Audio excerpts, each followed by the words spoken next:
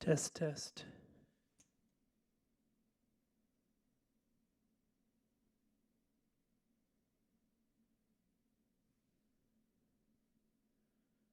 Test, test, 1, 2, 3.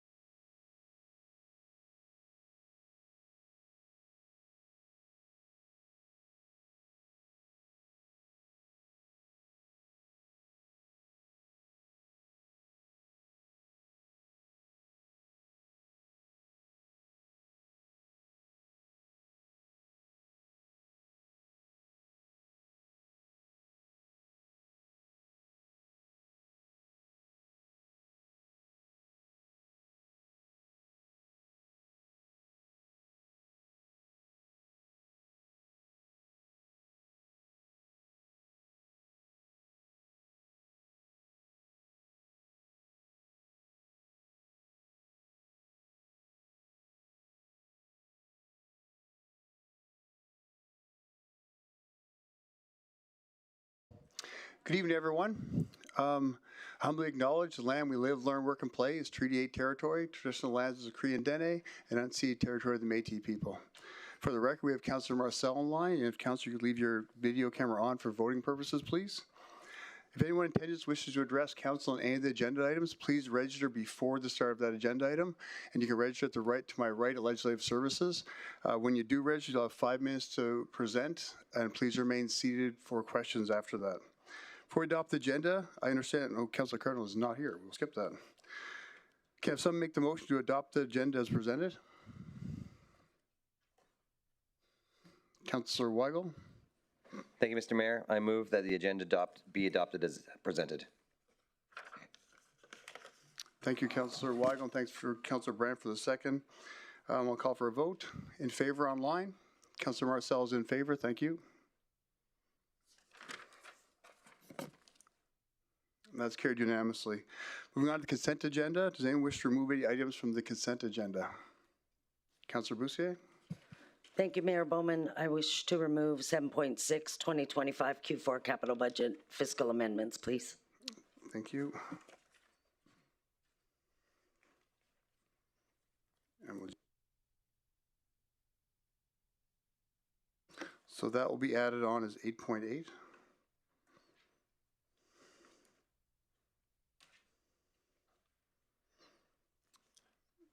Councillor Bussier, do you want to make the motion to adopt the agenda with amendments?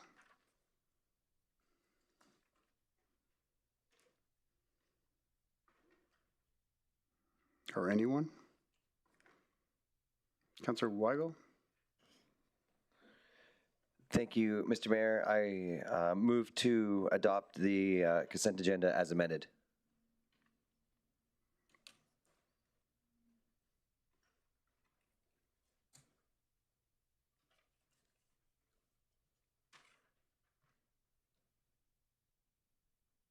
Do you need me to go through each item? No, it's good. Just waiting for a second. And thanks for the second, Councillor Brandt. Call for a vote. In favor online?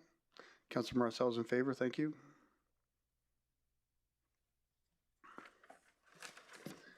Now move on to the public hearing for bylaw number 26/005, Area Structure Plan and Land Use Bylaw Amendment for a portion of Lot 2, Block 1, Plan 0820549. Before declaring the public hearing open, I'm going to give a quick overview of the process. I'll declare the public hearing open, followed by an introduction of the item by administration and questions from council. Following, there will be an open statement from the applicant. Then we'll move into written submissions and hear verbal submissions from any speakers that are present, followed by questions of council. To conclude, we'll be here closing statements, then the hearing will be declared closed. So I hereby declare the public hearing open at 5:05 p.m. I'd like to invite Planning and Development to provide an introduction and opening statement, please.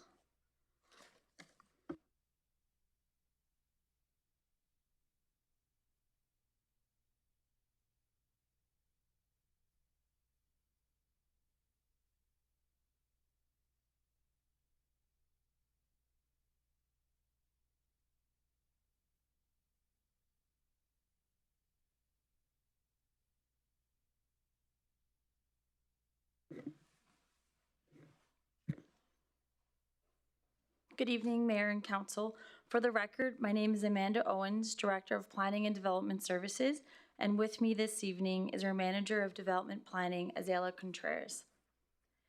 Today, we're presenting an amendment to Land Use Bylaw number 26-001 and Highway 69 Clearwater Valley Area Structure Plan on behalf of an applicant to redesignate a portion of Lot 2, Block 1, Plan 0820549 from C4 Highway Commercial District to IH Heavy Industrial District.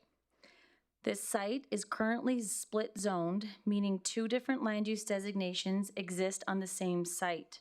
Split zoning is not ideal because it forces a single site to following conflicting rules, leading to an inefficient design, regulatory complexity, and long-term development problems.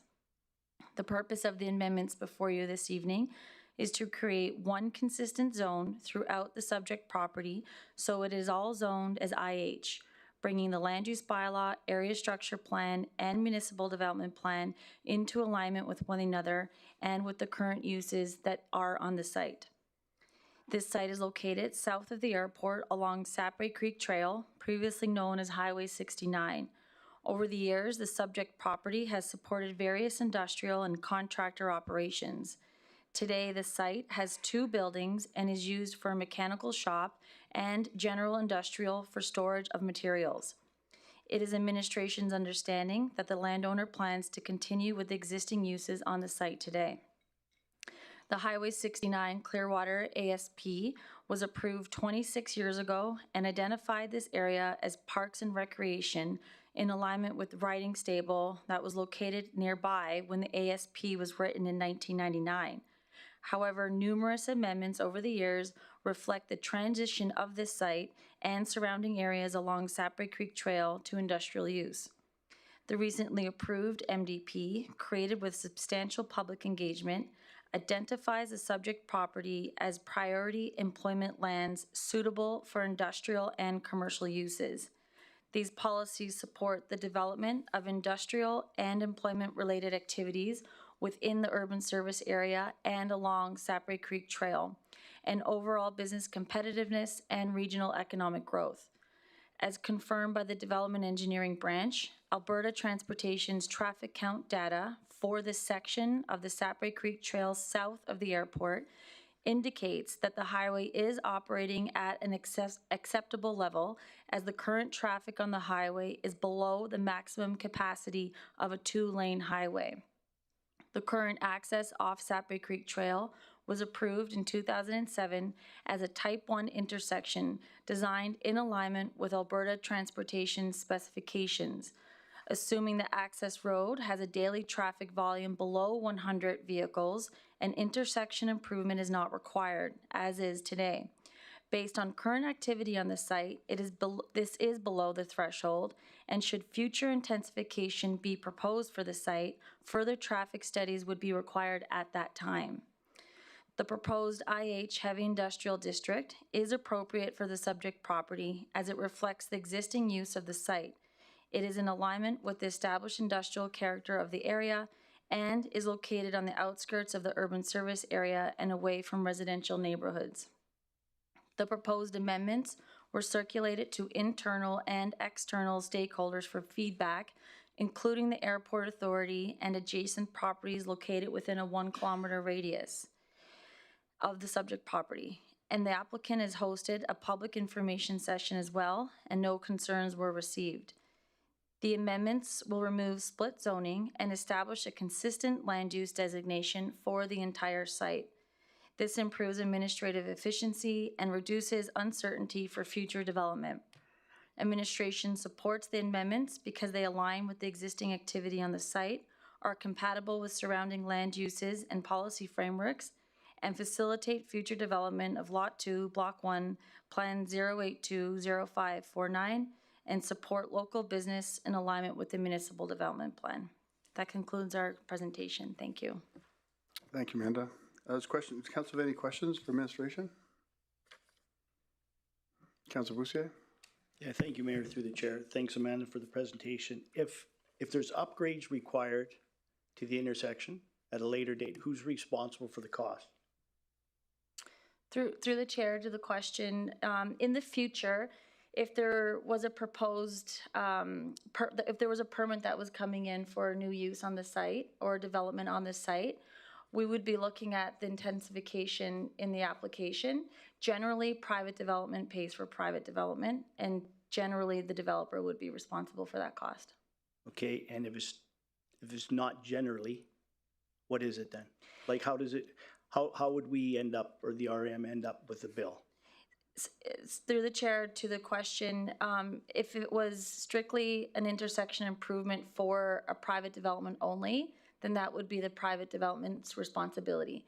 If there was other uses that were coming alongside, whatever type of future project there is, if there was benefit to the overall public, it could be that the municipality or the municipality would be contributing to those costs, but But if it is strictly an improvement of the intersection for a private development, then that is the responsibility of the landowner or the applicant.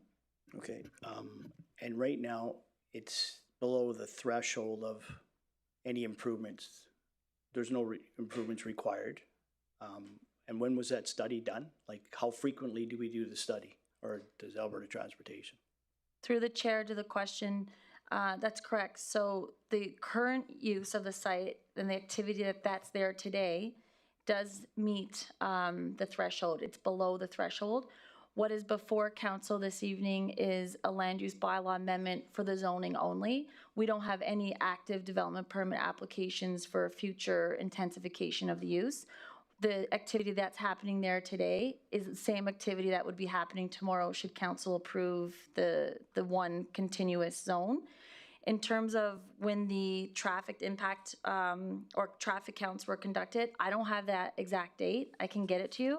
But I do know through our development engineering group, it would have been within a reasonable amount of time, I'd say within the last few years or so, that they would consider those numbers still relevant.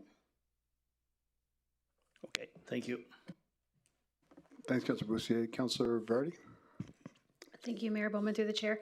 So you were saying that the threshold is 100 vehicles to trigger a new traffic safety review. Within those 100 vehicles, is it any vehicle? Is that including like small vehicles and also large industrial vehicles under that 100? Or is there different levels depending on what kind of equipment we're talking about? Through the chair to the question, I haven't read the specifics of the actual study itself or the counts, but in generality, a vehicle's a vehicle. Okay. Okay, thank you. Thanks, Councillor Vardy. Councillor Weigel? Thank you, Mr. Mayor. Thank you for the presentation.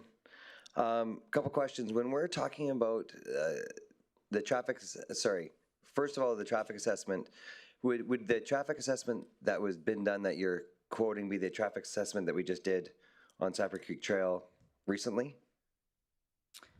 I know that we did one just recently that was just recently completed.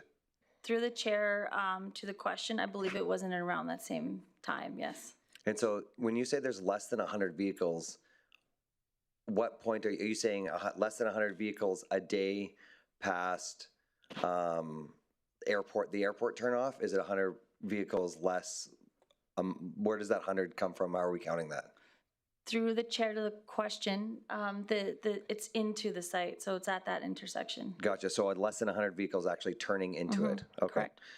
That makes sense. Going through, piggybacking on Councillor Boussier's question about cost, when looking at, and I don't even want to play hypothetical, looking at that area, it's turned into an industrial area. We've got laydown yards, we've got multiple industrial lots. Would public safety come into that at that point with the amount of traffic going to Sapper Creek? Would that not then become an RMWB cost? Through the chair to the question, I'm sure there's another group here that could probably shed some more light onto at what point would the municipality look at investing additional dollars into the road network. A different group as in like a part of administration? Roads, okay. Potentially, yeah. Through the chair to the question, as Director Owens mentioned before, if it's a private developer, that would be the responsibility then of the private developer to upgrade the intersection. However, we do look at volumes, we do look at public safety, and we do look at any type of data that we can use. In this case, none of the studies that we've done, and we did one recently in February, would warrant an upgrade. If for some reason, if there was a multitude of development, or if it was like someone said earlier about a greater public good, then we could look at what we would do to either offset that cost or include it. But at this point in time, from what I'm gathering, it would be the developer. And the study that we recently done does not warrant any upgrades on Sapper Creek at all. In fact, the data count showed less vehicles than in 2022. Okay. And do we take into account the type of vehicles that are out there, not just at this turnoff, but again, the next turnoff right after that is also an industrial turnoff, the types of vehicles that are turning in there, the equipment that's turning in there, getting around it, stuff like that. Because as Director Owen said, a vehicle is a vehicle, but when it comes to industry and when it comes to that type of thing, a vehicle is not a vehicle. You know what I mean? There's a big difference between taking in, you know, one of the big dump bucket trucks to be able to get fixed versus a Honda Accord getting home.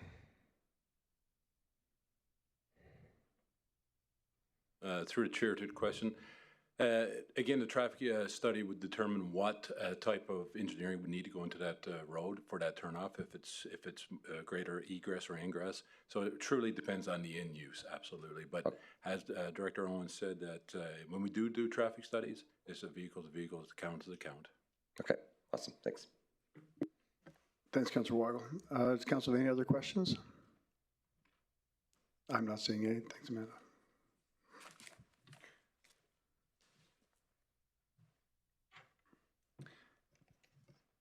I think Robbie's here as the applicant. Do we have an opening statement from the applicant? So, Robbie, just want to say your name for the record and go ahead. I'm Robbie Picard. I'm speaking on behalf of, I guess, Doug and Carol Glosky. Yeah, so this property to me is like a no-brainer. It used to be a campground, which had way more traffic than it does now as far as that goes, right? You had people literally living there for years, parties, all that kind of stuff. It's essentially three things. So it's a RV storage park with one maintenance person there. It's a small mechanic shop, and it's lead core where they're doing project for TELUS. The traffic has significantly gone down, and in fact, I would argue that a few years ago there was sand and gravel there with Canelson. They're no longer there. It barely anyone goes. I would argue it's maybe 25 cars a day at the most. I mean, some days it might be more depending on whatever, but it's essentially a storage place, a mechanic place, and a place where people are doing like the TELUS lines or whatever. So the family's consistently investing in Fort McMurray. We upkeep the entire area, including the Texaco Pond next to it. We clean that up periodically. So, I mean, this is just a simple making it better to do business in Fort McMurray and continuing to let people who want to reinvest in the community succeed. So, if anything, the traffic is way less than it was 5 to 6 years ago, and way less than when it was the Golden Eagle trailer park or the RV park where people lived during the boom times. So that's kind of it for me. Thanks, Robbie. Councilor Vardy, your question? Thank you, Mayor Bowman, through the chair. Thanks, Robbie, for your presentation. So looking at the difference now between C4 and heavy industrial, we have additions like fleet services, heavy equipment, even equipment rentals. So it can be safe to assume if you're utilizing any of these, we'll have bigger vehicles coming in. So what I'm hearing is that there's concerns of when people are turning into that lane, if they're driving a Honda Accord, it'll take them all of a couple seconds. But if you have a big semi coming through, then it's going to back up the traffic coming both ways. So what reassurances do we have that you are proactively thinking about the impacts of traffic on the highway with your development? So basically, when it was the sand and gravel place, you had way bigger trucks turning there and doing things than we do now. Now it's sort of a repair facility. You got campers that when they pick them up and drop them off.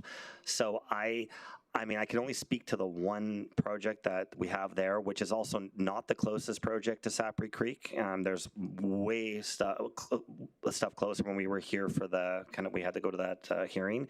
I kind of explained that. So sure, there's going to be the odd big truck, but it's way less than it was a few years ago. And I can't speak to what those businesses fix or don't fix, but it's not it's not like an endless amount of heavy trucks. There's a lot more truck traffic. I would argue that by just changing who's on the property, it's gone down by at least 50, maybe 60%. So you'll get the odd truck, but I don't believe there's a ton of them. It's not like there's far busier areas than this. Thanks, Councilor Vardy. Does council have any other questions? I'm not seeing any, so thanks, Robbie. Thank you very much. It's my first time with the new council, so hello.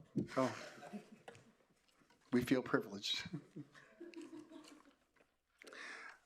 We received any written submissions? Will you be acknowledged? Thank you, Mr. Mayor. Through the chair, we have received 2 written submissions in opposition. They've been included in council's agenda package starting at page 109. The first written submission is from Jonathan Grant, and the second written submission is from Coralie Haywood. Thank you. Councilor Boussier? Yeah, I just want to clarify for the record, Coralie was pretty clear that she didn't take a position either way. When she submitted, it forced her to answer something, so she just picked opposition, but she was pretty clear that she wasn't in opposition. Thanks, Councilor Boussier. Councilor Weigel? Thank you, Mr. Mayor. I was actually going to just reiterate the same subject that she actually said in the letter, that she wasn't in opposition, and that her recommendation was actually the turning lanes. So Okay. the turning lanes was actually something that came upon her idea, which I thought was very good. I just, within, talking to Director Smith and the traffic assessment, as Robbie said, the traffic's actually gone down in that area. Yeah. And so by standard, it wouldn't be necessary to do the turnoffs. I just believe that it could be, as a municipality, as creating a safer area, as there's a residential on the other side of that. And so it creates a bit of a different scenario with the residents being on the other side of that industrial. And so as a grade to the,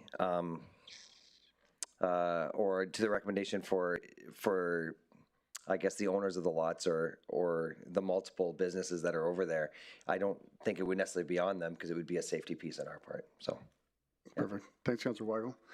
I think we only have one verbal submission. And one verbal submission, Mr. Kyle Reed.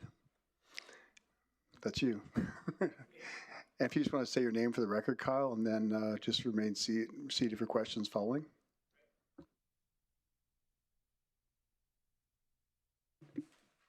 How's that? Kyle Reed. I'm a local business owner. I own Robbie's Tractor Trailer and Robbie's Towing. Some of the concerns I have is I know how hard it is to run and operate a business in this region, in this area. I've been here 20 years. Fort McMurray has been very good for us, but it's also a very tough place to grow and to prosper. I worked in that area. I live in Sapper Creek. I know, the familiarity of that property and how hard it is to get in and out of there. The traffic has gone down quite a bit since the asphalt or the concrete plant is not there. One of the things I think would be good is the turning lanes. And as a business owner in this region, it's very hard to kind of grow with that. The cost for that kind of stuff, for the turning lanes, I do feel as part of infrastructure, it should be a part of that. I know the property tax that we pay on our properties, and if you factor in over 10 or 15 years of that, I'm sure you're going to recoup your money from it immensely. I think it's kind of hard to hold people back from trying to grow, and we do business with both them companies, and I think if we could put the turning lanes in that area, maybe some lighting, it would probably subside a lot of the issues that people are having. I know, some of the concerns are, they figure that the speed limit will be knocked down, so it makes their commute longer. But as long as we can maintain that and do it safely and be able to get in and out of there, because we do operate heavy equipment and large equipment, and, if we have the proper turning lanes, we will not impede or hold up traffic any longer than, a normal vehicle would take to get in and out of them areas. So, yeah, that's all I pretty much have to say. All right. Thanks, Kyle. So you're in favor of the bylaw amendment? Absolutely. Thank you. I think that's what everybody's going to ask you. It looks like the lights all went off. Does council have any other questions? I'm not seeing any, so thanks, Kyle. All right, thank you. You have something, Councilor Ferris? Okay. Thank you, Mayor Bowman. I have a question for administration. Elliot, what would the cost be to add turning lane? Oh, where's Elliot? Elliot just stepped up. Ooh, okay, so through the CAO, what would be the anticipated cost first? And second, I'm seeing two different definitions here. I see Alberta Highway 69 and also Sapper Creek Trail. So who owns this, the proposed turning lane? Who owns it? Again, through the chair, I would say to Councilor Barty that we would need to take this under advisement to find out exactly what jurisdiction this would fall under and where the funds were to administer the turning lanes. And then to get some costing, I would need to work with both roads and Elliot's PMO department to get you a firm answer, response on that. Okay, perfect. Thank you. Councilor Boussier? Yeah, thank you, Mayor. In the, one of the letters submitted, there's a quote in there, and I'm just looking for some clarity. The gentleman says the RMWB has admitted to not following its own engineering guidelines related to the 3 unneeded Highway 69 intersection traffic signals, in addition to a speed limit change for developments. Do we know what? Can anybody speak to that?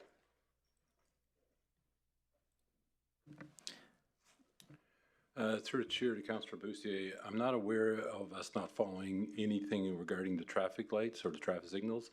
To answer the question, Sapphire Creek Trail is 100% owned by the municipality. It was originally built by the province, but it got turned over to us during that land deal. When it comes to the speed limits from 63, 80, 81s up to the airport, it's at its max capacity. It's still within the engineering proponent of the road. And from airport to Sapphire Creek, it's still a little bit under, but it's all 100% within the capacity of what that road can handle when it comes to speed limits. If you recall, during the last council, there was a request to increase that speed. We did some studies, we did some background, did some due diligence, and 100% that is within the limits of that road. Okay, so we don't know what the gentleman's referring to when he mentions our own, we don't follow our own engineering guidelines. Through the chair to the question, I can't answer this traffic lights without doing some looking into it, but I can tell you with certainty that we are within the speed limits. Okay, thank you. Thanks, Councillor Bussier. And as this is a public hearing, not a regular agenda item, does anybody else in the gallery wish to come forward to speak to this agenda item? Does council have any further questions of administration? Just a reminder, once the public hearing is closed, there'll be no more information gathering. Does administration or the applicant wish to add any closing comments? I'll now declare the public hearing closed at 5:28 p.m. As a reminder, members of the public in the gallery wish to speak to agenda item, as I mentioned earlier, mentioned before the start of that agenda item. Coming out of public hearing, now we have second and third readings of bylaw number 26/005, Area Structure Plan and Land Use Bylaw Amendment for the portion of Lot 2, Block 1, Plan 0820549 for council's consideration. Can I have someone make the motion for the second reading of bylaw number 26/005? Councillor Allen? Thank you. Through the chair, I'll move that bylaw number 26/005, being an amendment to the Highway 69 Clearwater Valley Area Structure Plan, bylaw number 99/058, and land use bylaw number 26/001 be read a second time. Thank you, Councillor Allen. Thank you, Councillor Brandt, for the second. As council, have any other debate, discussion, or comments? Not seeing any, I will call for a vote. In favor online? Thank you, Councillor Marcel, in favor. And that's carried unanimously with 10 in favor. Thank you. Can someone make the motion for the third reading? Councillor Van Castian? I move that bylaw number 26/005 be read a third and final time. Thank you, Councillor Van Castian, and thank you, Councillor Brandt, for the second. And then it was debate, discussion, or comments of council. I will call for a vote. In favor online? Thank you, Councillor Marcel, in favor.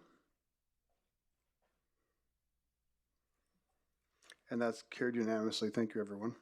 Next, we move on to the report of Downtown Revitalization Incentives Program Council Policy FIN 320 update. I'd like to invite Planning Development Services to introduce the report, please.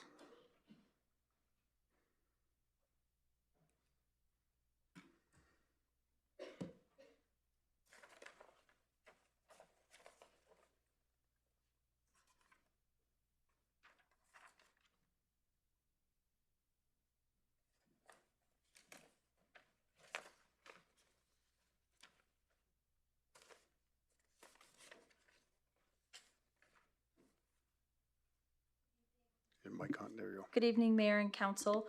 For the record, my name is Amanda Owens, Director of Planning and Development Services, and with me tonight is Azela Contreras, our Manager of Development Planning. We are here to present an update on the Downtown Revitalization Incentive Program, known as DRIP. This presentation will include a brief overview of program objectives, introduction of the new DRIP dashboard, and an overview of applications and funding, Phase 3 progress and project highlights, and proposed amendments to the program, giving Council a clear picture of how the program is performing and the next steps recommended. The DRIP program is guided by 4 core objectives: retaining existing businesses and encouraging new ones downtown, enhancing vibrancy, accessibility, and safety, improving the visual quality and character of buildings, and leveraging municipal funding to stimulate private investment. These objectives remain unchanged and continue to guide our program delivery. Over the past year, planning and development has strengthened its collection and data analytics, leading to a better reporting accountability and transparency in project delivery through the department. To support this, the team has created dashboards, and as an example, the Development Planning Group has built and released a public-facing dashboard for the DRIP program, where users can go online and view detailed information about grant utilization, including approved and reimbursed projects, the status, and project descriptions. In addition, the dashboard is filtered by year, grant type, and status. The collection and sharing of project delivery information remains a core component of Planning and Development's commitment to transparency. Since the start of the DRIP program in 2020, 450 applications have been submitted, 282 approved, and 228 projects reimbursed. Approximately $9 million in grant funding has been approved to date by Council. This municipal investment has resulted in a total of $25 million being spent on DRIP projects by the private sector. At its core, for every dollar of municipal spend, an additional $2 has been invested by the private sector, giving us nearly a 1 to 3 ratio for our return on investment. Overall, this reflects a strong uptake and meaningful private investment leverage within our downtown. There is currently about $1.72 million remaining in available funding. More specifically, this slide focuses on Phase 3. To date, within Phase 3, 74 applications have been submitted, with 47 approved and 27 unsuccessful or closed.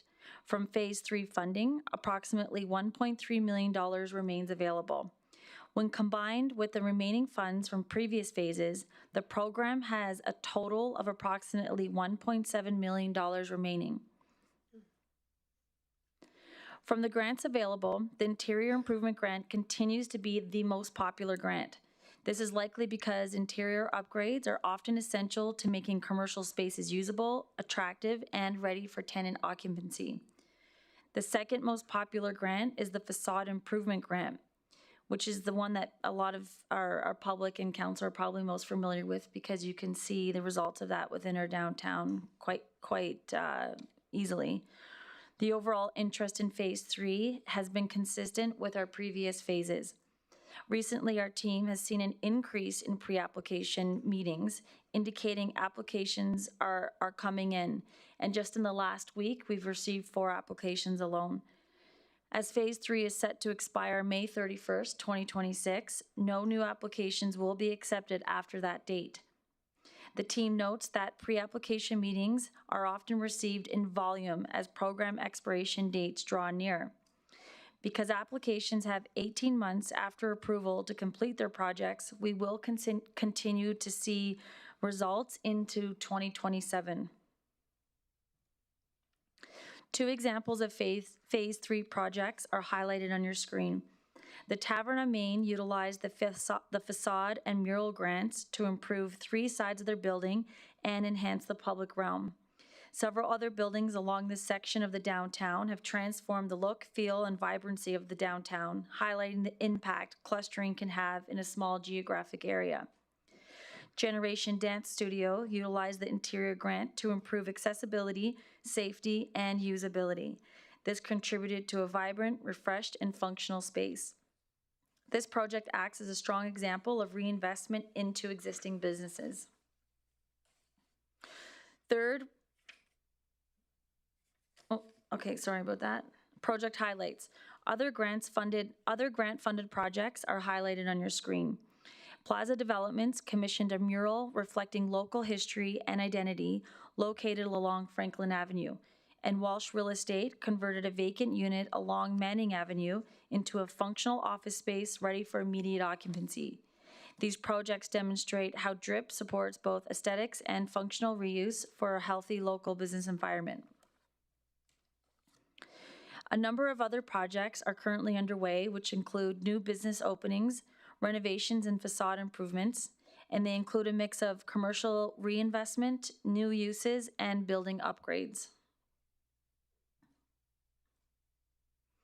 Administration recommends the following moving forward. First, we're recommending that the program continue accepting applications until the remaining $1.7 million is fully allocated. This ensures we maximize the use of funds that have already been approved and continue supporting revitalization efforts in the downtown. Second, we are proposing a clarification in the DRIP policy around duplicate funding. While this is a minor policy change, it would prevent applicants from receiving multiple municipal grants for the same scope of work unless expressly approved. While this hasn't been a significant issue to date, this change closes a policy gap and strengthens accountability between this program and the CIP Community Investment Program. Third, we're recommending the ability to withdraw inactive applications after 4 weeks of no communication. This will allow administration to better manage the program, reduce backlog, and ensure funding is directed toward active and ready-to-proceed projects only. Overall, these changes are intended to improve clarity, fairness, and the efficiency of program delivery. As an alternative option for Council's consideration, the program could cease accepting new applications after May 31st, 2026. Under this approach, the remaining $1.7 million would be returned to the Emerging Issues Reserve, and the program would conclude following the completion of any existing approved projects. Thank you for your time and attention, and I'll be happy to answer any questions. This concludes our presentation. Thanks, Amanda. I really like the changes you added in there. I think they're kind of common sense things.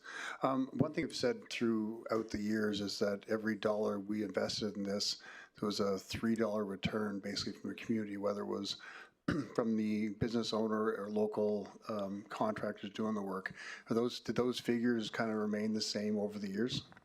Through the chair to the question, yes. So the previous presentations, when we were crunching the numbers, it was for every dollar, it was $3.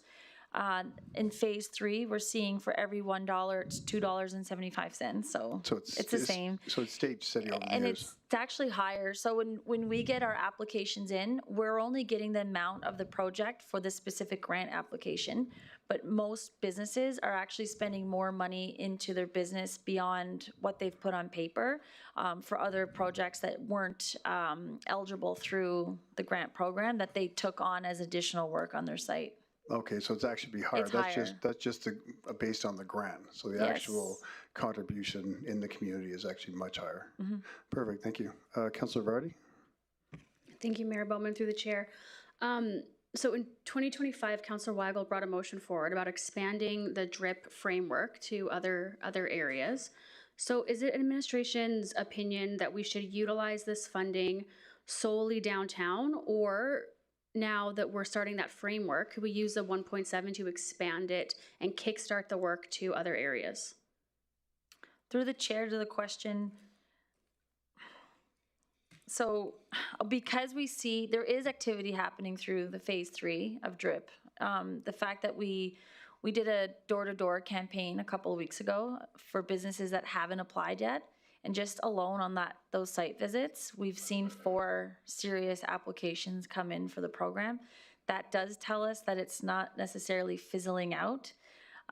However, should council decide to leave the final application date to May 31st of 2026, we could take those funds remaining and transition them into something regionally. We don't know what that regional program looks like. There's still quite a lot of work to be done to build something out. Either way, it will benefit the community. Going back to the downtown program, if we were to apply the remaining 1.7 million to the program, I do think it would get utilized in the downtown. But either way, it's still, I know I'm not answering your question directly. Either way, it's a win for the region. No, you did. I appreciate it. And the 4, hopefully we see 8, 9, 10. If we extend this, I appreciate it. And I do want to make a comment, even though I'm not allowed to because it's a question. Great job to you and the team on the DRIP program, Pro-Business Committee and the Wood Buffalo Development Advisory Committee. This is fantastic. The DRIP program, every time you guys come up, you've just done really good work. So thank you. Thank you. I love how you said that really fast. Councillor Boussier. Thank you, Mayor Bowman. Thank you for the presentation. Can you tell me, Amanda, what approximately the time is from the submission of an application until approval? Or Zilla? It varies, like there's no standard because it depends on the application documentation, how complete it is.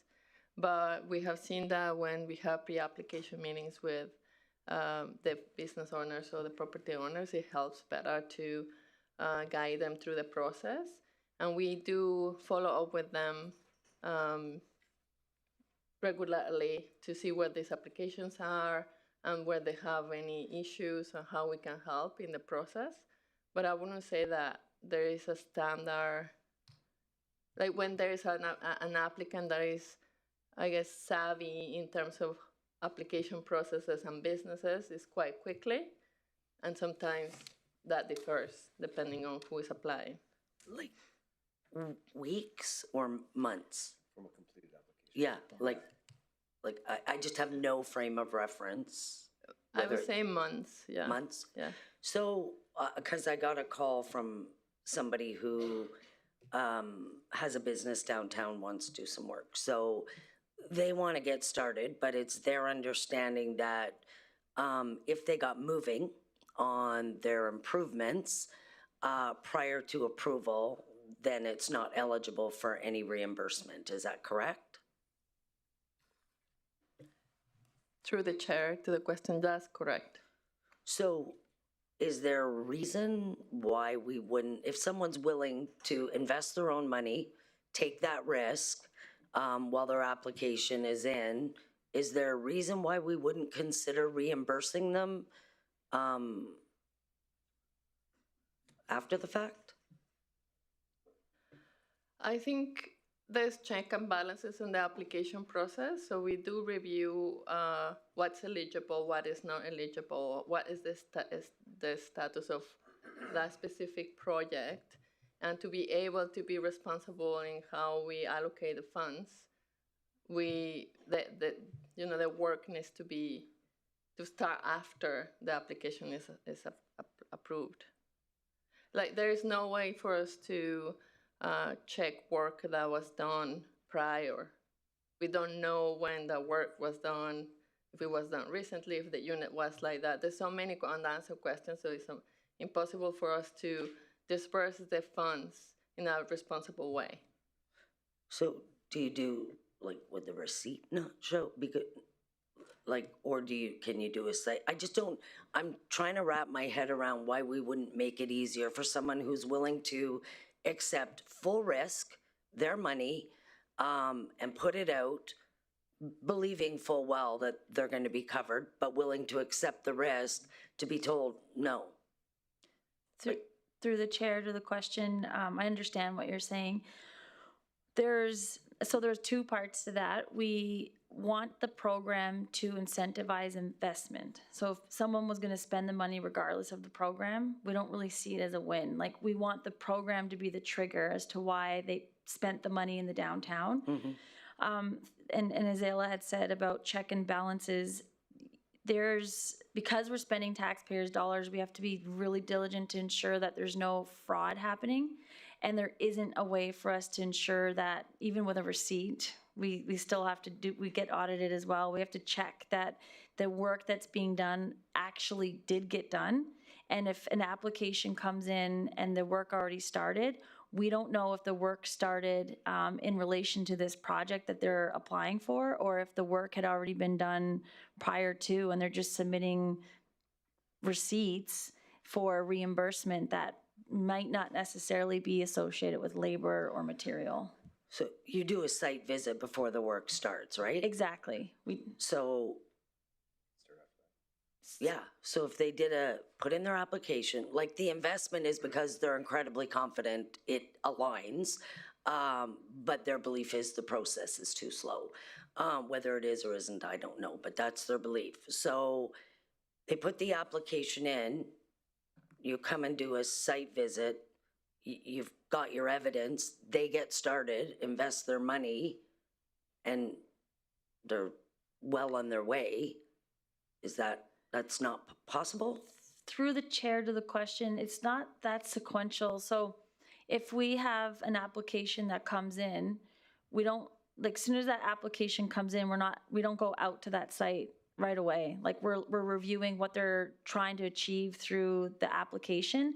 And what we find is that there is a lot of back and forth sometimes around meeting the minimum threshold to be eligible for the grant program, and then also going through the quotes that need to get submitted. So we're required to have more than one quote to ensure that there's no cost fixing and that there's fairness built in. If we were to allow people to just start work without being approved, we would spend a lot of our resources trying to deal with applications that probably aren't eligible, that don't qualify, and then we get stuck in this back and forth where we're spending resources on applications that weren't even eligible to begin with. It sounds like a lot of red tape to me. So just respectfully, I don't know I'm sending them your way, and they can have the conversation. Well, I just, instead of playing middleman, because I don't understand half of this. So yeah, okay, thanks, Amanda. You're welcome. Thanks, Councilor Boussier. Councilor Brandt? Thank you, Mayor. Just one question. I don't even know if you can tell me. Did McMurray Inn Motel apply? Were they one of the applicants? I do know, through the chair, through the question, I do know that we had conversations with them, but I don't think that we received an application. Okay, Yeah. Thank you. That's my only question. To the chair to the question, it might be on our dashboard. I was looking, but I couldn't find okay. it. Does council have any other questions for administration? I'm not seeing any. Thanks, ladies. And we have one delegate for this item.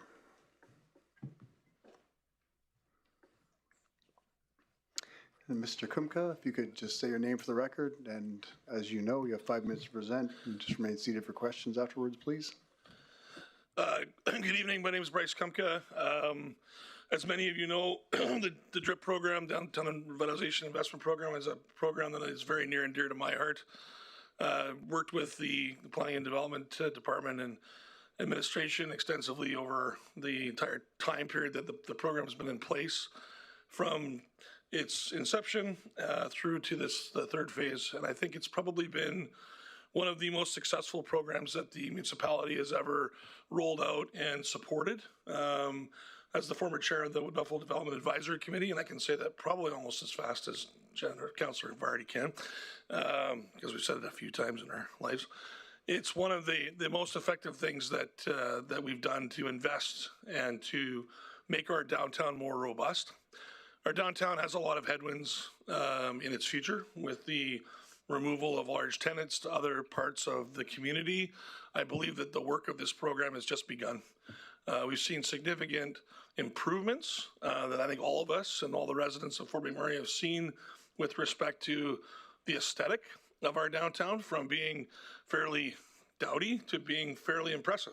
There's a lot of really good-looking storefronts on our major arteries, and I think that brings people back to the downtown. I mean, our business has been in the downtown its entire lifespan in Fort McMurray, and we took advantage of this program ourselves to improve the exterior of our facility. And I think it gives people an incentive to make an investment. But the proof's in the pudding of the multiples of dollars that were invested beyond the tax dollars that are at play.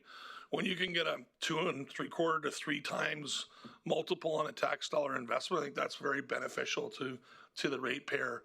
And I strongly encourage the council to not only support the program going forward, but to increase the funding. Because the next phase, when we see a very large vacancy, it's not a potential vacancy, it's going to happen, that there needs to be significant focus put on finding a new use for a very, very large building. And, you know, if the money's there and our Economic Development Corporation can encourage you know, a redevelopment of large-scale retail sites into smaller retail opportunities, we'll see hopefully some home ground businesses expand. But that's going to take some support. Fort McMurray is still a difficult place to do business. We're still very remote. And it takes some support and encouragement from the taxpayer to make things work. But I think overall, a win for the community and a win for our downtown. I'd strongly encourage you to continue to support the program beyond May of this year. Thank you. Thank you, Bryce, and I appreciate everything you do in the community too. Councillor Vardy. Thank you, Mayor Bowman. Bryce, I know that your business was a recipient of the grant. We've talked a little bit about what it's like to be a recipient and go through the process. Can you speak a little bit about what your experience was like? Through the chair to Councillor Vardy, I think overall it was pretty smooth, but I'd been involved with it for so long, I couldn't do what the process was like. In the beginning, you know, in your work with the Wood Buffalo Development Advisory Committee, we heard a lot of feedback from applicants that it was cumbersome, but we've seen continuous improvement throughout the various iterations and time. I think Planning and Development's done a really good job to respond, make the process more inclusive and easier to execute. I think that's kind of the fundamental shift in their customer service focus, where they do those pre-qualification meetings. Those are the key development phase to have the applicants understand what is expected of them in the form of we need 2 quotes, there's rules about you can't start. I still don't understand that you can't start the project part. That doesn't work for me either. But it's one of those things where I think they've definitely made improvements in process. So our process was pretty simple. We did an exterior facade grant. We did some signage upgrades, painting, and some other improvements to the exterior of the building, and that was pretty simple. I think some of the other grants were more cumbersome, and some of them in phase 2 there were some challenging ones where you could get new air conditioning systems, which were then kind of removed because that didn't really improve the downtown from a direct perspective. So the program's evolved. I think it's on a good trajectory, and it's been refocused a couple of times and evolved. I'd really like to see it put some more focus on the public art and mural bit, because those are just fun and they really make for a good, welcoming and kind of inclusive downtown. Thanks, Councillor Vardy. Does Council have any other questions for the delegate? I'm not seeing a Bryce. Thank you. Okay, thank you. Can I have a councillor make a motion? Councillor Allen. Thank you, Worship. I'll move that the Downtown Revitalization Incentives Program, or DRIP policy, FIN-320, as outlined in Attachment 1, be approved. Thanks, Councillor Allen. Thank you, Councillor Weigel, for the second. Does Council have any discussion, debate, or comments? Councillor Weigel. Thank you, Mr. Mayor. I just want to reiterate what Bryce had said.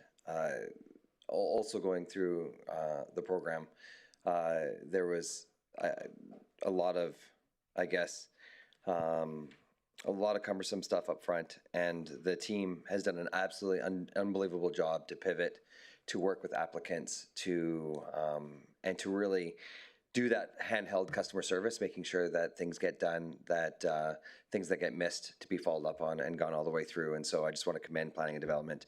I know they get beat up quite a bit, but I think they've done a good job on the back end of this. Could there always be improvements? Absolutely. But I think they've done a good job to pivot and do a great job. So I just want to say thanks. Thanks, Councillor Weigel. Councillor Allen? Thank you, Worship. Yeah, just another comment as well, because I know as someone who operated a business in the downtown core for over 30 years, particularly, well, when my business was right on Franklin Avenue, I did a full facade upgrade on the outside of my building, and that was before this program was even dreamt of. So I commend us for being put together. I mean, I was part of the group that made the motion to bring it in place. And I'm happy to see where it's gone. I've seen a lot of businesses that have participated in it, and it has indeed made a difference in our downtown core. Downtown revitalization is one of my passions, and well, I think it's too early to say this, but I double the money and double the time frame to make it more successful and help it continue in the future. So I hope planning and development would just bring this back next year when we get to the completion date or the end of the money and ask for more money. Thanks, Councillor Allen. Councillor, have any other questions, comments, debate points? I'm not seeing any, so I'm supporting this as well. I think it's great for the community as a whole, and the amount of money that's invested from the municipality, as we've seen, is returned in threefold at the minimum. With that, I'll call for a vote. In favor online? Councillor Marcel in favor, thank you.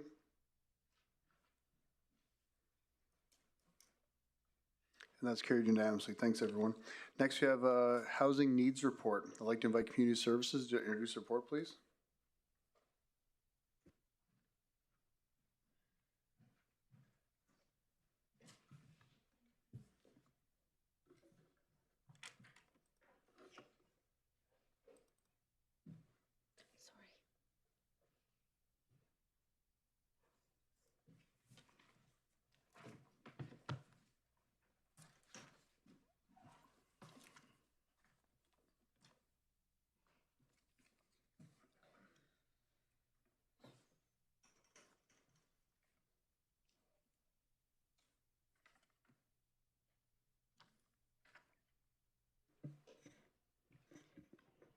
Good evening, Mayor and Council. For the record, my name is Tony Elliott, the Director of Community Services, and I'm here to introduce the presenters of the Housing Needs Report.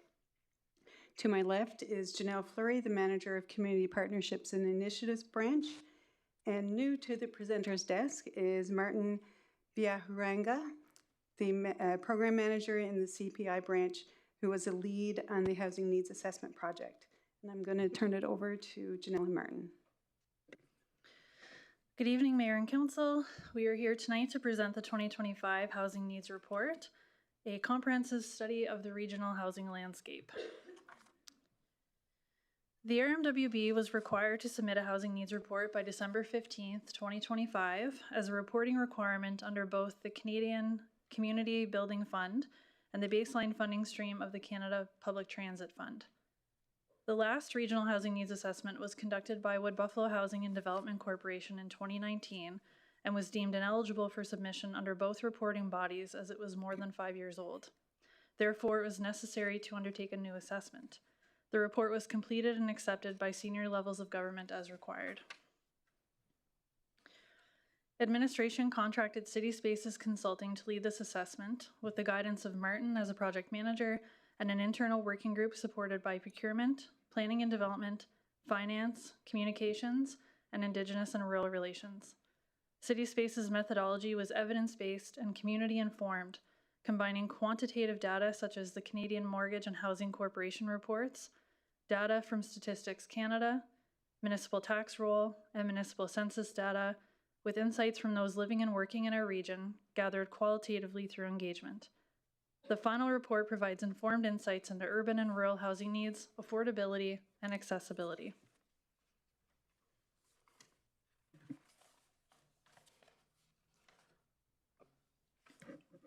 Public engagement activities were held throughout August and September 2025, with primary objective of learning about lived experiences, current concerns, and emerging issues that are not readily available in traditional data sources. Throughout engagement process, we had a robust turnout. 5,060 residents participated in public survey, We held about 40 engagement activities, including 7 interviews, focus groups, an open house, and a dedicated discussion forum with 3 First Nations and 4 Métis Nations. Municipal staff alongside City Spaces also conducted 7 community tours across the region. This structured engagement approach provided the opportunity for each group's unique insights to be captured as providing well-rounded housing needs assessment.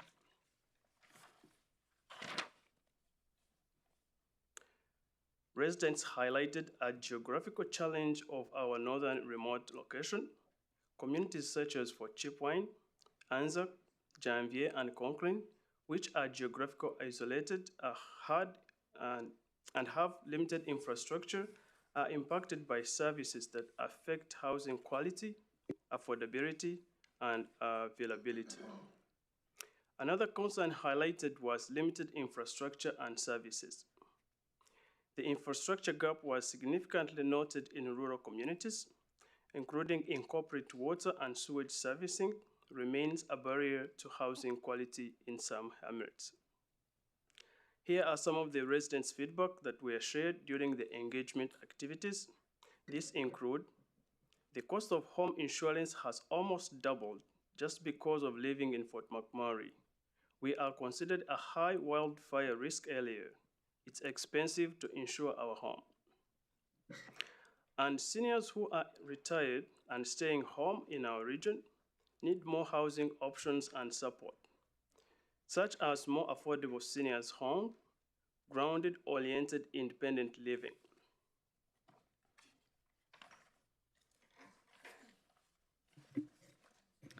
As of 2025, the region's population stabilized and recorded modest growth, reaching 7,740 residents for the first time in the last 10 years. This growth is projected to continue over the next 20 years at a rate of 1% annually, with an estimated population of about 130,000 by the year 2045. Over the next 10 years, the RMWB's population aged 65 plus is expected to double. With more seniors choosing to retire here, the demand for accessible housing is rising. As the number of seniors is projected to double, demand for housing is expected to increase. In the region, the average rental vacancy rate in 2024 was 10.2%, which is above the typical healthy rate of 3 to 5%.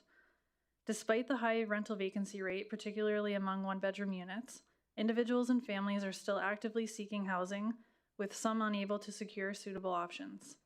Though the region is generally more affordable for most of its residents based on income levels relative to housing prices, vulnerable populations such as low-income households, people experiencing homelessness, women-led households, one-parent households, seniors, Indigenous peoples, and residents in remote hamlets face financial and geographical barriers in accessing safe, suitable, and affordable housing.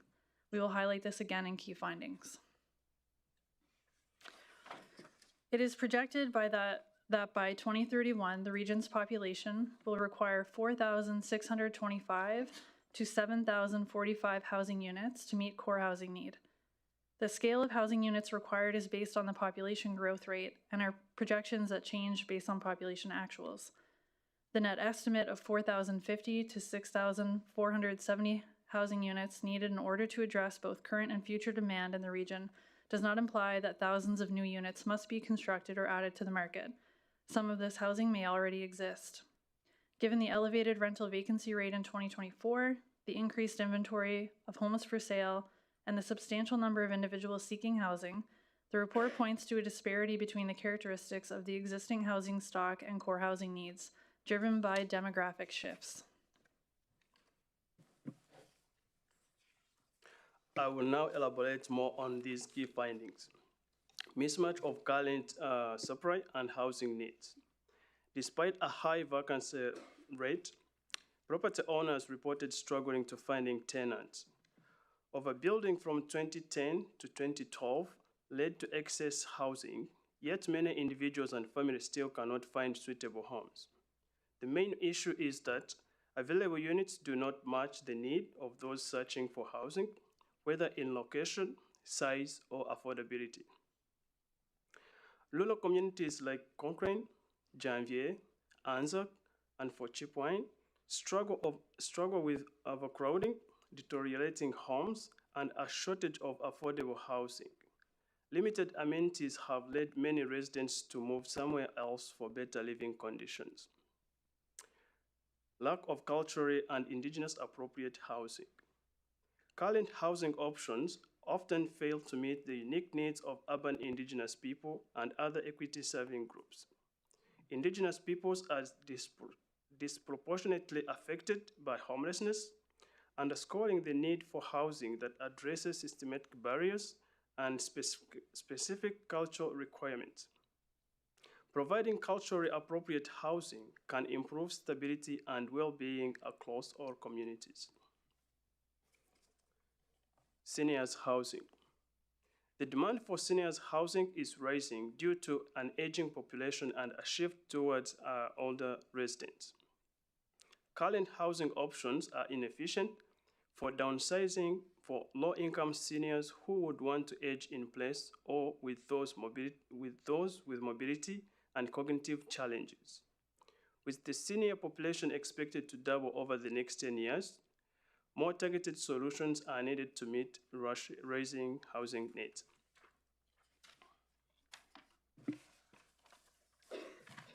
The report shared today represents a culmination of available data and insights from individuals and organizations in the region. Our next steps upon Council's acceptance of this report are to share the final version with Indigenous rights holders and other stakeholders that hold sovereignty over their housing data. Our recommendations are that Council accept the housing needs report prepared by City Spaces as information, that Council direct Wood Buffalo Housing and Development Corporation to accept the housing needs report and complete a housing strategy, and that Council direct Wood Buffalo Housing and Development Corporation to conduct future housing needs assessments every 5 years, beginning 2030, and provide completed reports to administration. This marks the end of our presentation, and we are happy to take your questions. Thank you, Janelle. Thanks, Tony. And thanks, Martin. Councillor Boussier. Thank you, Mayor Bowman. Thank you for the presentation. Welcome, Martin. Can one of you tell me why Wood Buffalo Housing's needs assessment wasn't accepted? I assume it's by neither CCBF, like neither of them, right? Through the chair, we did submit it for their consideration. They did accept it as a temporary fix, but they did advise us that the data was just old. So they wanted a more current housing needs assessment, and they did accept this current one. Okay, and the CCBF funding, that's a federal transfer, correct? I do believe that one is the federal grant.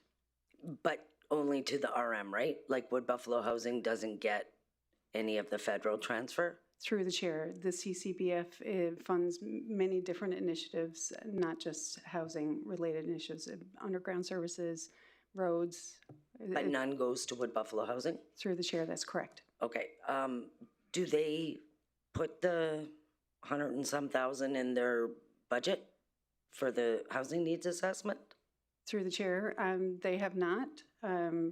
We did have a conversation with them. So this, if they do complete the strategy and the housing needs assessment for 2030, we would recommend that they apply as a subsidiary grant, and we would consider them eligible for that. Okay, and can one of you walk me through what the development of a housing strategy would look like from your perspective?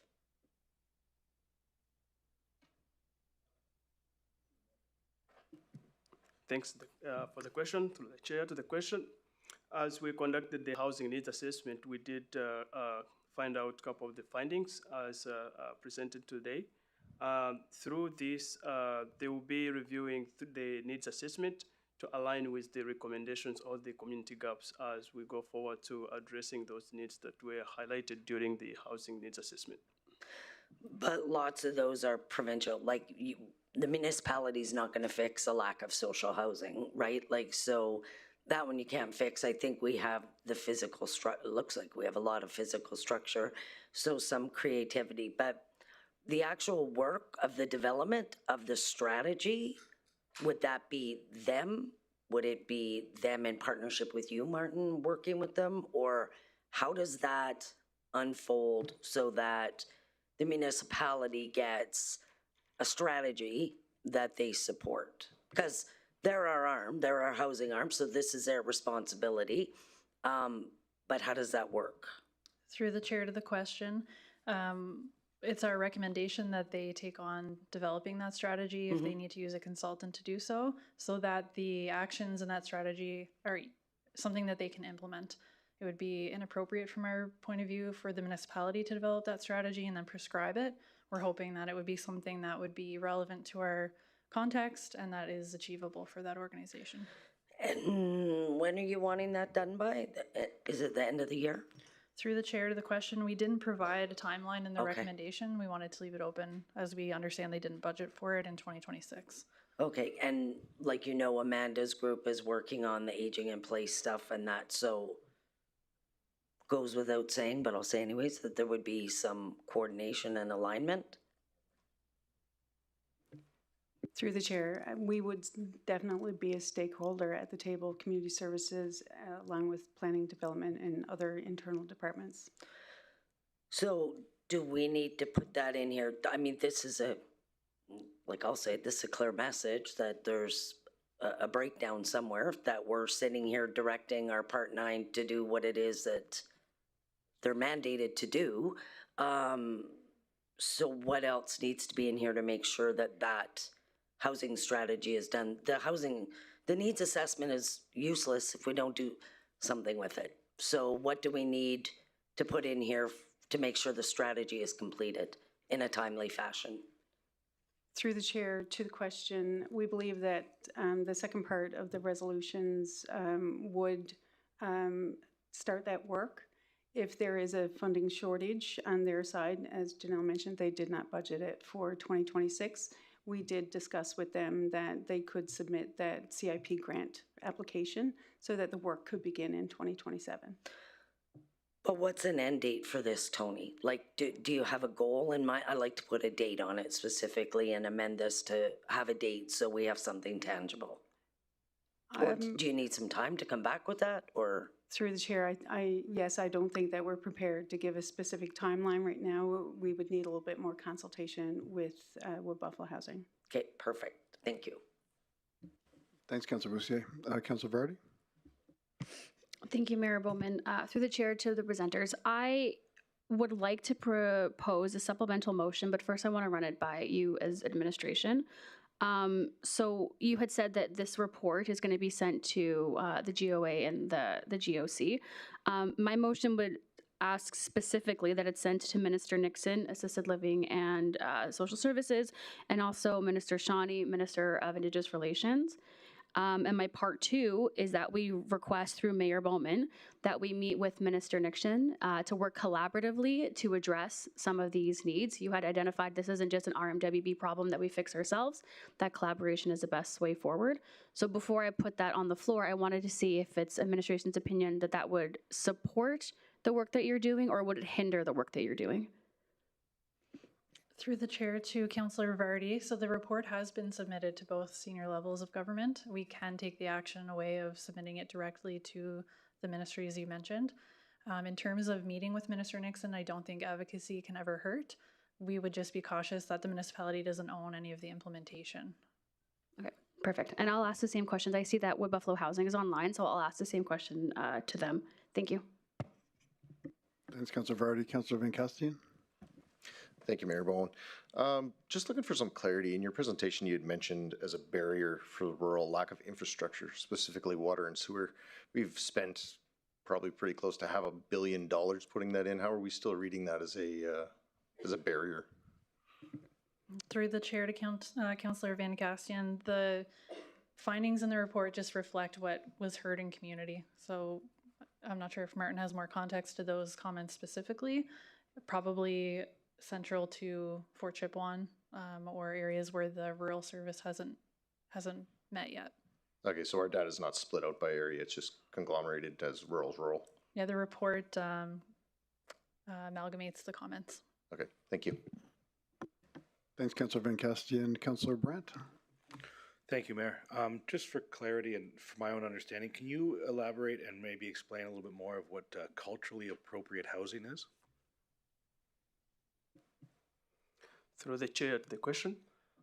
When we did conduct the needs assessment engagement activities, we did hear directly from the residents, specifically in the South rural communities, regarding to the current housing and housing structure of the existing structures that that does not accommodate the multi-generational living, in which they would appreciate if they're available. In specificity of the design, I would not be a technical and to define on how that looks like, but that was a direct feedback that we received from the residents. So for multi-generational, so we're talking children, grandparents, all in the same type home. Is that what we're referring to? I would assume so, yes. Okay, thank you. Thanks, Councillor Brandt. Does Council have any other questions for administration? I'm not seeing any, so thanks, Martin. Thanks, Janelle. Thanks, Tony. And for delegates, our delegates are online.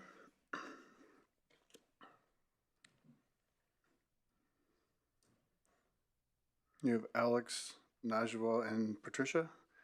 If you just want to, I think you're all presenting together. Is that right, Patricia? No, Your Worship, it'll be me presenting, and I'll call on Patricia and the rest of the team that I have online to support. Okay, thanks, Alex. So you're going to introduce yourself, and you have 5 minutes to present, and just stay online there for questions, please. Thank you. Good evening, Your Worship, Mayor Bowman, members of Council Administration. My name is Alex McKenzie, and I'm the Board Chair of Wood Buffalo Housing.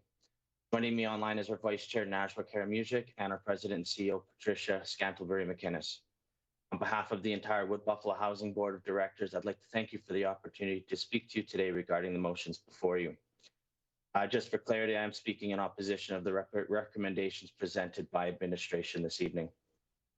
While we appreciate the administration's confidence in Wood Buffalo Housing to undertake this work, I want to express that this task of building a housing strategy for the region is not something our board or management team had anticipated or budgeted for in this fiscal year. Our understanding was that the assessment and strategy were already being developed by the rmwb consultants. In fact, the executive summary section of the report references a housing strategy framework that the consultants prepared. We, like many organizations in the region, were eagerly anticipating the completed report. Patricia and her team had been part of a few different focus groups throughout the assessment period, and we had promoted the survey internally amongst our staff and externally with clients and tenants while it was running. Our board hoped to utilize the data from the RMWB's report to confirm if a separate affordable housing needs assessment needed to be developed, as noted in our 2026 to 2028 strategic plan. We did not expect to be responsible for leading the development of the strategy itself, since our area of expertise is focused on housing affordability. To build a regional housing strategy requires knowledge of urban planning, housing design and specifications, and insight into community demographics, housing preferences, and social factors that influence housing demand and supply. It requires policy and regulatory knowledge to inform and implement strategies, and an understanding of housing market dynamics, pricing strategies, and financial feasibility. There are many areas of the strategy that would require a skill and expertise that we do not have in-house. We would need to seek out an appropriate consultant that does this type of work, whether it's having access to speak to the consultant that completed the report for the RMWB or a completely other consultant entirely. First, we will need time to complete a qualitative analysis of the data in the report to determine if it creates an accurate picture of the region.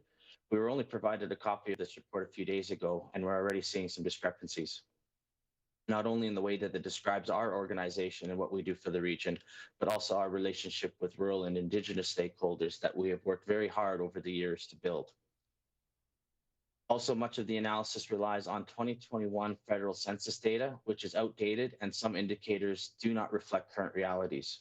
The report recommends that the analysis be updated in 2027 upon the release of the 2026 federal census data, which in fact the federal government has already begun. My concern is that we'll be wasting efforts building a strategy from a report that will already be outdated before we can even implement it. So given the motion that is on the floor today, our first ask of council is to allow Wood Buffalo Housing sufficient time to fully review and digest the data and to consult with our board before we are directed to take on this responsibility. We would also like to speak with the RMWB consultants to understand how they came to some of their conclusions and consult subject matter experts to determine if the data is substantive enough to build a strategy around. And since we are not for profit, we need to get an estimate for how much this work is going to cost to complete so that we can come back to council with a budgetary ask. We want to work collaboratively with RMWB administration to determine a path forward and support this initiative in a way that makes sense so that in the end we have a comprehensive and effective housing needs strategy that the RMWB can work with. However, we cannot in good faith commit to completing this work without fully understanding or without understanding fully the resources and funding it will take away from our other operations. Thank you for your time and allowing me to speak on this agenda item today. And this concludes my presentation with respect to any questions that council may have. Thank you, Alex. Appreciate that. I just have a quick question before we start. There's no timeline attached to when it will be completed. So with the motion the way it stands, working with the municipality and coming back for funding, could you complete that task with the assistance of the municipality? I think, again, we would have to fully digest the report as it is. So I'm not sure if I can answer that, but Patricia, if you wanted to jump in, please feel free. Yes, through the chair, or to the chair, what we would recommend is an alternate motion where council, because our concern is that the data is outdated using 2021 federal census data.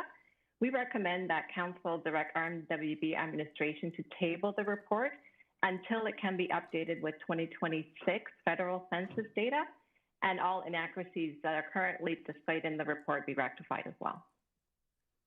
Okay, thanks, Patricia. Thanks, Alex. Councillor Boussier. Thank you, Mayor Bowman. I'm struggling with a number of things because I'm hearing a bit of mixed messages. On the one hand, you say the data is outdated, but you're saying you're not qualified to do this, so that's your issue. But then you're taking issue with the data, so you're analyzing and making some assumptions of the data that you just finished saying you're not qualified to analyze. So I'm really not clear what the major issue is, because it's my understanding as well that it's your mandate, within your mandate to undertake this sort of thing, and you did it in 2019. So I'm just not clear what's changed since 2019. If this is a matter of you're feeling blindsided, Patricia, because you don't have the funding support, which is fair enough. We can take care of that, but I'm not sure that there's anybody more qualified to speak to our housing than you, Patricia. I'm not speaking for your board, but you personally, and then driving a strategy that encompasses meeting the needs of not only vulnerable people and those who access social housing, but gap housing and all the other housing. So I'm just really struggling with what message it is we're getting. Through the chair to the comment, so there are a couple of issues. So one would be the report itself speaks to the fact that the data should be updated to the 2026 federal census. It does say that. I don't remember what page it noted that, but it did note that because the data is outdated. In terms of the 2019 regional housing needs assessment that was completed, it was part of our joint MOUs with a few of our rural and Indigenous partners. So we utilized the information to inform the key ask in our provincial business plan. It's not that we are opposed to completing the housing needs assessment. we are just, one, not prepared to develop the strategy this year. We have not, and it's not only budget, it's also ensuring that we have the right resources. And we also don't think we should be developing a strategy based on 2021 data. Hopefully that answers. Yeah, perfect. So you do feel qualified to do this with the right supports and resources, then this is a matter of getting the right data. So it's my understanding, and I don't know if Janelle and Tony want to jump in, but the data they needed was for the federal reporting for the transfers. I'm not sure that anybody would be opposed to doing this again and getting a housing strategy that is current. Can we amend this so that, like they were saying 2030, can we do it for 2027? Give what would Buffalo Housing? The motion hasn't been put on the floor yet, but I'll let Community Services speak to it. We haven't had a motion on the floor yet. Tony? Through the chair to the question, just wanted to clarify this statement about the updating the data based on the 2026 federal census data. It's in reference to a statement, I'll just read it, it's on page 42 of the document, and it does refer very specifically to the projections that would require additional housing stock. And as Martin read out during his presentation, that was a very broad range. It was from 4,600 units to 7,000 units. It was a broad range anyways.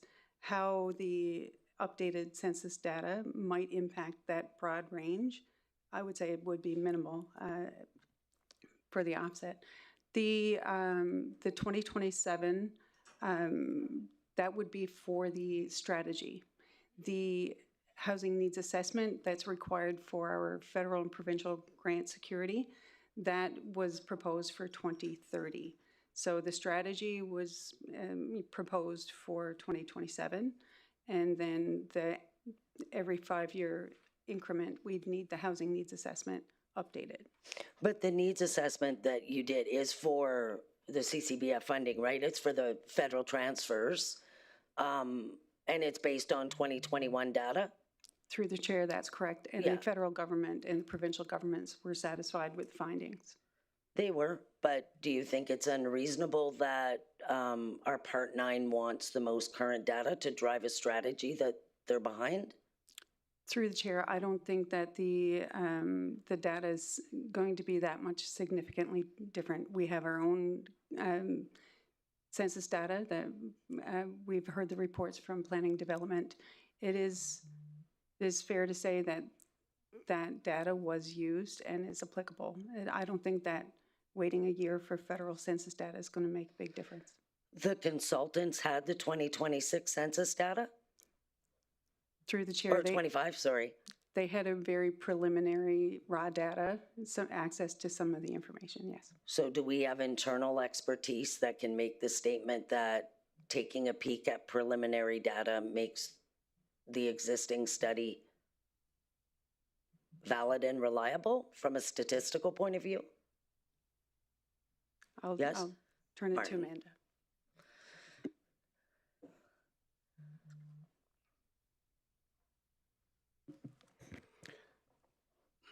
Through the chair, the question to clarify on the points of data and 2021.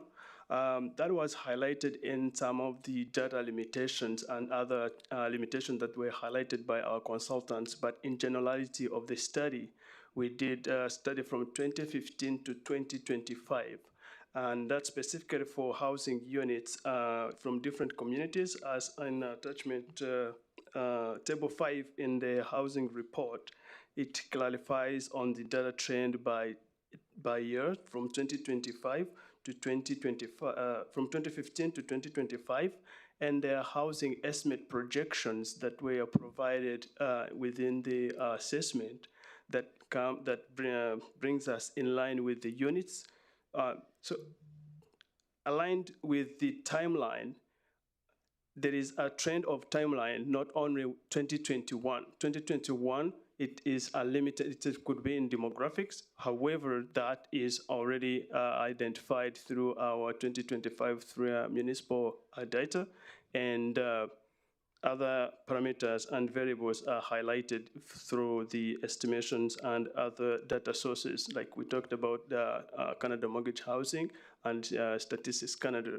There are variable ranges that we work with when you are to determine an economic decision and regarding to assumptions and errors that comes into press. Specifically, it will not be a specific certain number on projections or predictions on this unit. Okay.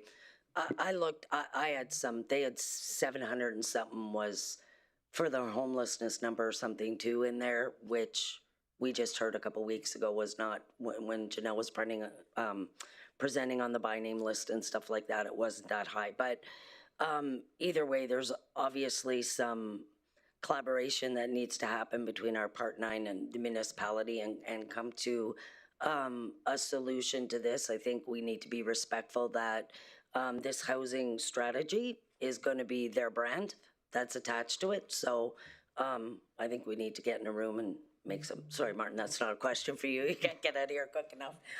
But I think we need to be respectful about what we're hearing, while at the same time recognizing that the mandate of Wood Buffalo Housing is to do this work, but we need to find a solution together. Thanks, Councillor Boussier. Amanda, do you have something to add to that? Through the chair, I just wanted to address the question that Councillor Boussier had asked in relation to whether or not the data is relevant and if administration has an opinion. Any document that we work with that includes statistics and population counts arguably is outdated by the time you produce it. I would suggest not waiting a whole year for federal census data. Arguably, our 2025 census data is more accurate than the federal census in general, which is why we undertake our own regional census. And it would be quite simple to look at the information that's in this study and compare it to the 2025 housing counts. It's not that dramatic where you would have a housing gap that was twofold, for example. The difference would be pretty nominal. Thank you, Amanda. Councillor Vardy, you have a question for the presenters? Thank you, Mayor Bowman, through the chair. Thank you, Alex, Patricia, Najwa.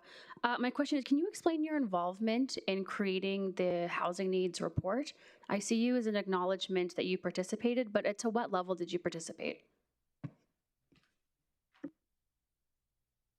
Through the chair to the question, we were involved in some one-on-one interviews with our organization, as well as one of our directors sits on HISC, and when HISC was,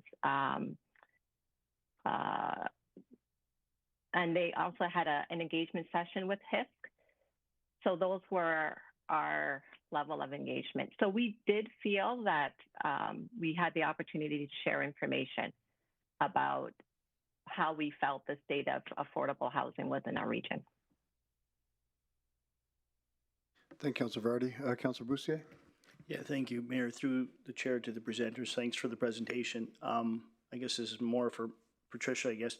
Patricia, just first of all, based on your last audited financial statements, what I see is Wood Buffalo Housing looks to be very financially comfortable. Would you agree with that? Currently, yes. We are in a good financial position. Okay. It took us a number of years to get there, but we did get there. And I want to thank, I do want to thank you for that, because I know at one time there was an ask to retire some of your debt, but anyways, you managed to do that on your own, so I do appreciate that. Would it be safe to say that the current asset mix that Wood Buffalo Housing owns is maybe not current with what is really required or needed in the community now? Through the chair to the question, our plan for this year through our strategic plan was to complete an affordable housing needs assessment. So through the completion of that assessment, we would determine if our housing mix is suitable for the community. Okay, so for people that are maybe here in chambers and listening, can you give us a rundown of what exactly your holdings consist of and vacancy rates quickly? I don't want to hold you here all night, but. Okay, through the chair to the question, I can give so we have 1,122 near market rentals where there are a minimum 10% below market. We have 44 senior self-contained units. We have 51 family units. Actually, we now have 49 family units because 2 were just recently transferred last week to Indigenous partner. And we have 39 units in our Rotary House Lodge. Okay, our vacancy rate for our near market housing today is 5.79%. And generally across all of our social housing units, it's running between, 90 to 100%.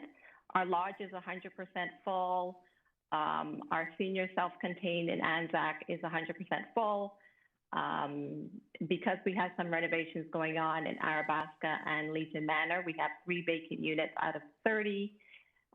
In Fort Chip, we are also completing some renovations through the the provincial government.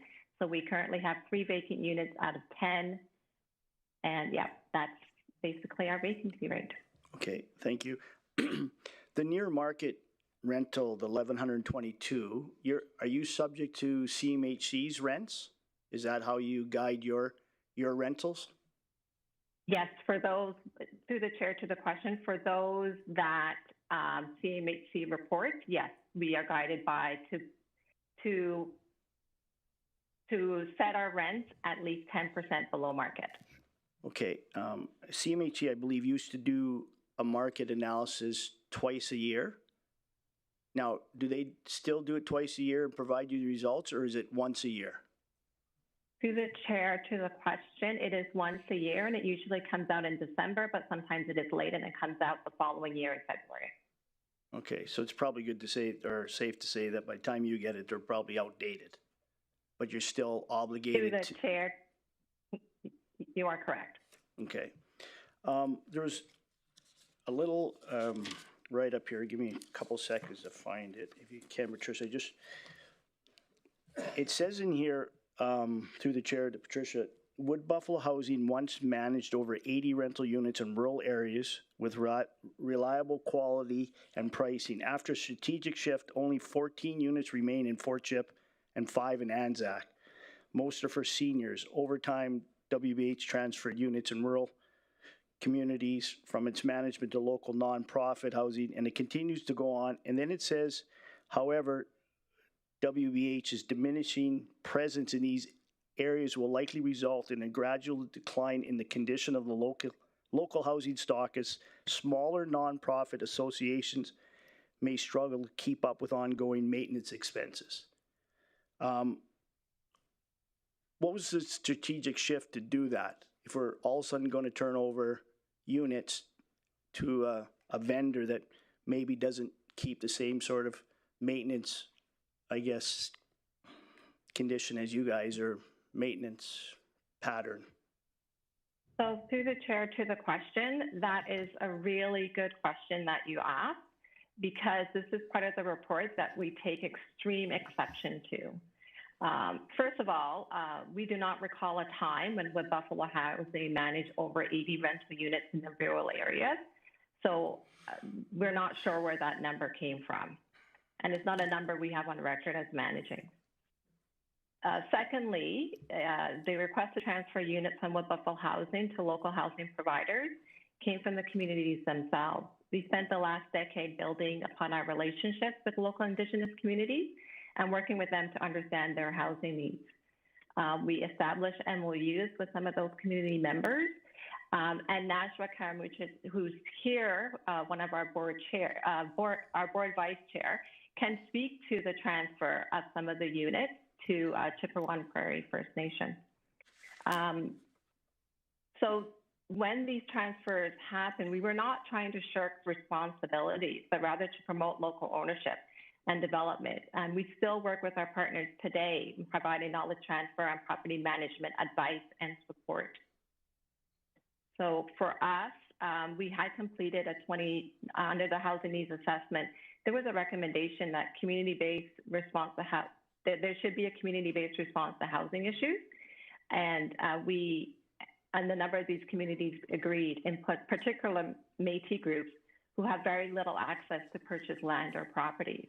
So we do take great exception. So when we speak to wanting some inaccuracies updated, some inaccuracies to be fixed in their report, it is inaccuracies like that whole paragraph. And I'll pass it to Najwa to talk about some of the transfers that had happened. Okay. For the record, Najwa Karamujic, to the chair. I wanted to speak about some of the inaccuracies around when it's in discussing with Chippewa Prairie First Nation and the land transfer that we worked on with some of the housing units that Wood Buffalo Housing supported us in obtaining a much more sovereign opportunity to work with our own community members and to ensure that our members have housing. The other piece that I really want to share is that Wood Buffalo Housing actually never left our side. They continue to actually be with us. We worked on an MOU for 2 years where we worked on a strategic plan on how are we going to support maintenance within these units. And with Buffalo Housing, until they were satisfied that we were able to actually follow through with the mandated maintenance and to be able to support the maintenance required for these units, until that time, those units weren't transferred. We have a comprehensive housing plan. We've got electricians and we have plumbers that are actually on site and within the community of Janvier. So I think that there's definitely a slight slant on the accuracy of what that looks like. And to speak on the cultural component of what a house looks like, I take offense to thinking that we would require a cultural component to a house in order to ensure that, when a lot of our homes have multiple families in the homes, and by Wood Buffalo Housing providing us with an MOU, we're able to now have homes where we could have families can actually start being together and working together without having multiple layers of families within one home, and to support a much more, I said, urban concept of a singular family home with single families within those homes. Thank you. Okay, thank you. And one final question to anyone who wants to answer. The units that were I guess, purchased in Ptarmigan Park, did we get those manufactured homes to the places where they were supposed to go? Through the chair to the question, yes, we did. And we worked collaboratively with the RMWB to make sure that happened.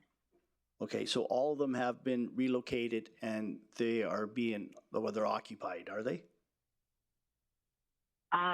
Through the chair to the question, I'm not sure they're all occupied, because I know Conklin had received, CRDC was not ready for the units at the time of all of the transfers happening.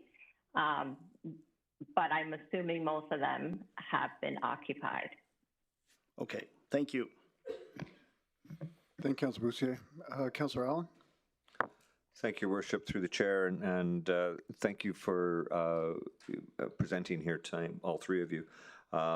Alex, I can certainly appreciate the concerns of the board, and by the way, congratulations on 25 years of operation, Wood Buffalo Housing. To your board, your entire board, Patricia, to you and your staff.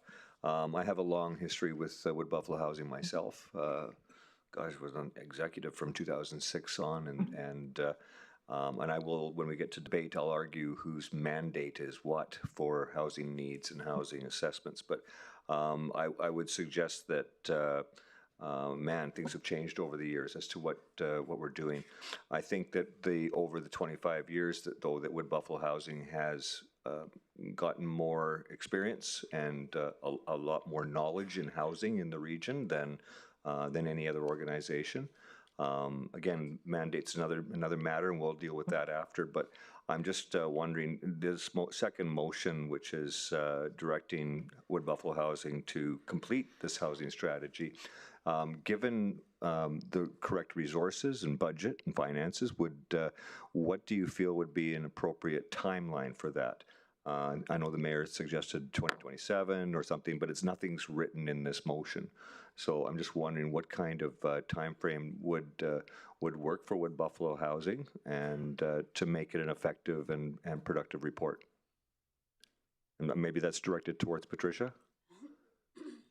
Through the chair to the question, I think we really cannot answer that question because we have not even had an opportunity to review and study the report.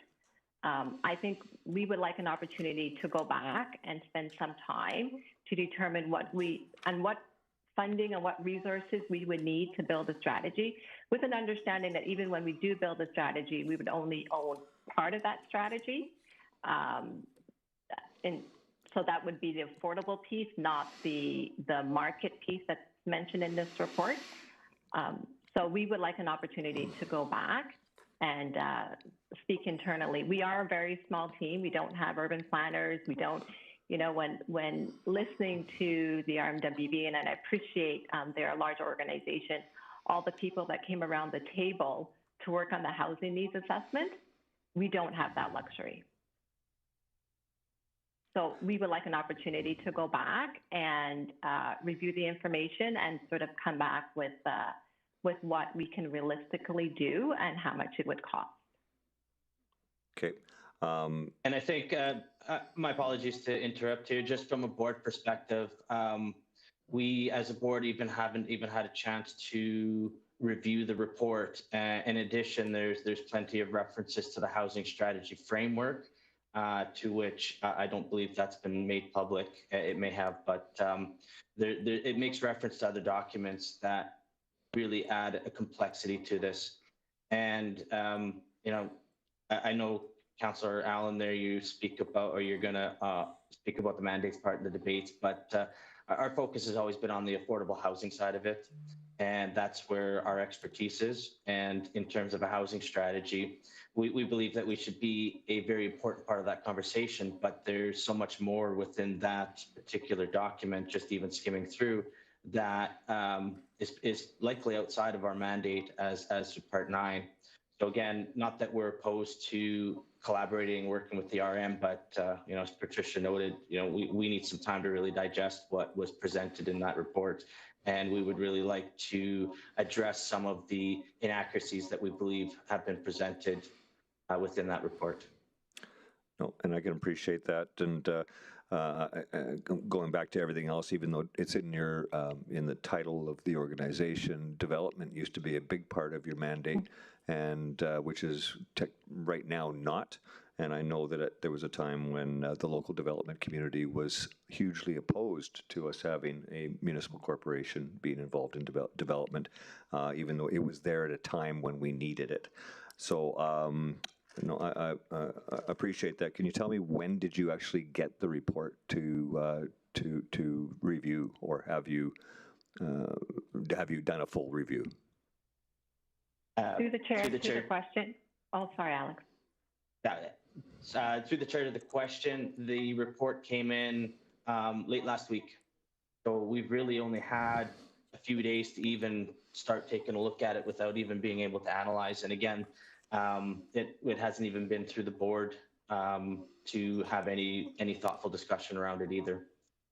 Okay, thanks very much. Thanks, Councillor Allen. Can I have someone make the motion?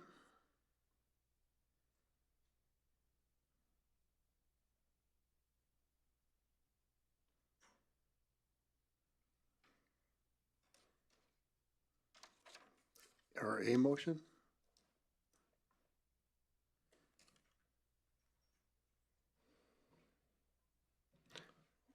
Does council want to recess to discuss an amendment to the motion? Okay.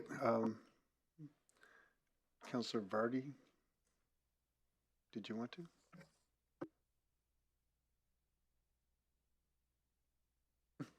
Go take a 5-minute motion recess and be back here.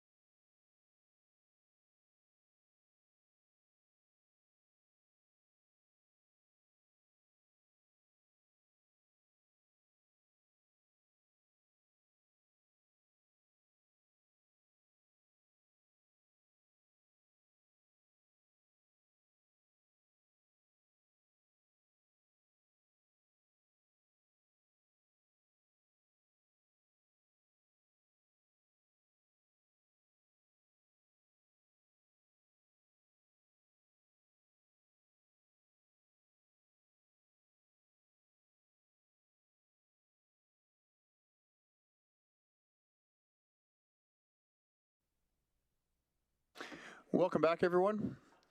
I'll go to Councillor Allen for motion, please. Councillor Allen. Thank you, Your Worship. I'll read the motion, then I'm prepared to speak a little bit to it if given your approval.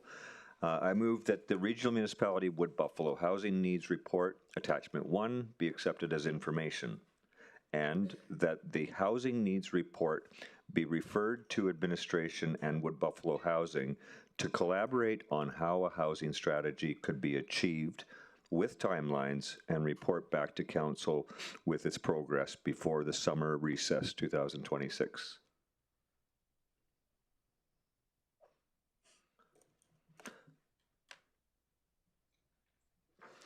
Thank you, Councillor Allen. Thank you, Councillor Vardy, for the second. If Councillor has questions, comments, or debates, Councillor Allen.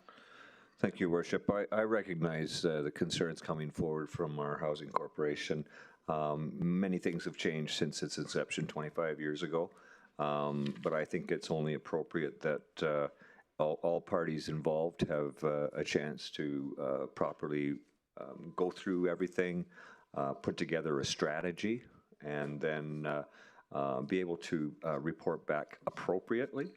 Wood Buffalo Housing does have a mandate to provide many different types of housing. Much of it is based on affordability. Much of it's based on provincial programs that they're basically contracting out for. So I think in this particular case, coming up with the appropriate strategy is not going to be achieved unless they have the resources in place. There's other organizations that need to be involved in delivering a proper housing strategy, and that would be including BUILD, our local building community, the real estate board, and other business organizations that are involved in housing in the region. And what's happening in Fort McMurray and what's happening rurally are two different, they're completely different. So I think it's appropriate that we take some time to digest what's happening here, bring in the new information, and then be able to act in a more efficient and effective manner. So I'd like to see just an update by the summer. Thank you, Councillor Allen. Councillor Vardy. Thank you, Mayor Bowman. I'm in support of this motion. A couple comments. Martin, there you are. Thank you very much for your inclusion of the First Nation data within this report. I think when we talked about census, it is really important to understand who lives on versus off the reserve when we talk about long-term planning. And thank you for your work with the data collection, the public engagement aspect of it. I've had the pleasure of working with you quite a bit, and you're not someone who says the residents will come to me. You go to them, and thank you. Just my final comment in line with Councillor Allen's is Wood Buffalo Housing was talking about doing an affordable housing needs assessment within their strategic plan. We're looking at another housing needs report. CAO, I'd like to see more collaboration between administration and our PAR 9s. If we're looking long term, I think those things can create more efficiencies and less duplication. Thank you. Thanks, Councillor Vardy. And I'll be supporting this motion as well. I think the social and affordable housing is a huge responsibility of everyone in the community. And we see the latest census, the community is growing and is growing with all sorts of people in this community, whether it be the elderly or young people or families. So I think it's something we all need to support. I don't see any other questions, comments, or debate points. I will call for a vote. In favor online. Thank you, Councillor Marcel. In favor.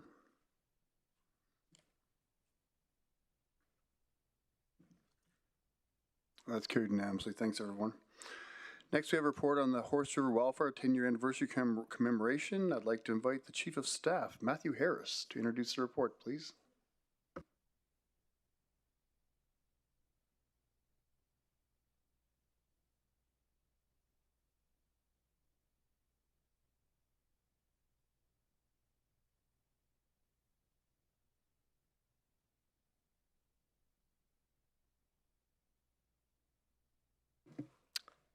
Thank you, Mayor Bowman. Good evening, members of council. For the record, my name is Matthew Harrison, and I'm the Chief of Staff. As you know, the 2016 Horse River wildfire and evacuation remains a significant event in the region's history. The upcoming 10-year anniversary offers an opportunity to acknowledge residents' experiences, recognize our community's progress, and reflect on lessons learned. And so I'm here this evening to request funding to host a commemoration event on May 3rd to mark this occasion. This is not a celebration, but a respectful, optional opportunity for connection, reflection, and learning, recognizing that each person was affected differently by the wildfire. Best practices from other communities show that milestone disaster anniversaries are most meaningful when marked through flexible, community-focused activities rather than a single formal ceremony. In line with this, administration recommends a community gathering, drop-in style event, one that is welcoming, family-friendly, and designed for residents to participate in whatever way feels right for them. The proposed event would use the outdoor spaces at SMS Place for approximately 4 hours, with indoor space available as a weather contingency. Activities would include quiet options for families, optional play elements, and food and refreshments. A brief speaking program would also allow dignitaries to formally acknowledge the anniversary. To support this, administration recommends a budget not to exceed $225,000, which is inclusive of a 10% contingency. Our cost estimates are based on discussions with the Regional Recreation Corporation and in comparison to community events we've hosted. We would lean on the RRC, leveraging their capacity and expertise to deliver large-scale community events. Event costs would be scaled as needed and managed within the approved budget, and any unused funds would be returned to the Emerging Issues Reserve. Where possible, administration will also explore donated or sponsored items from local industry and community partners. I recognize Council may ask why this request was not included in the proposed 2026 budget. Simply put, it was an oversight.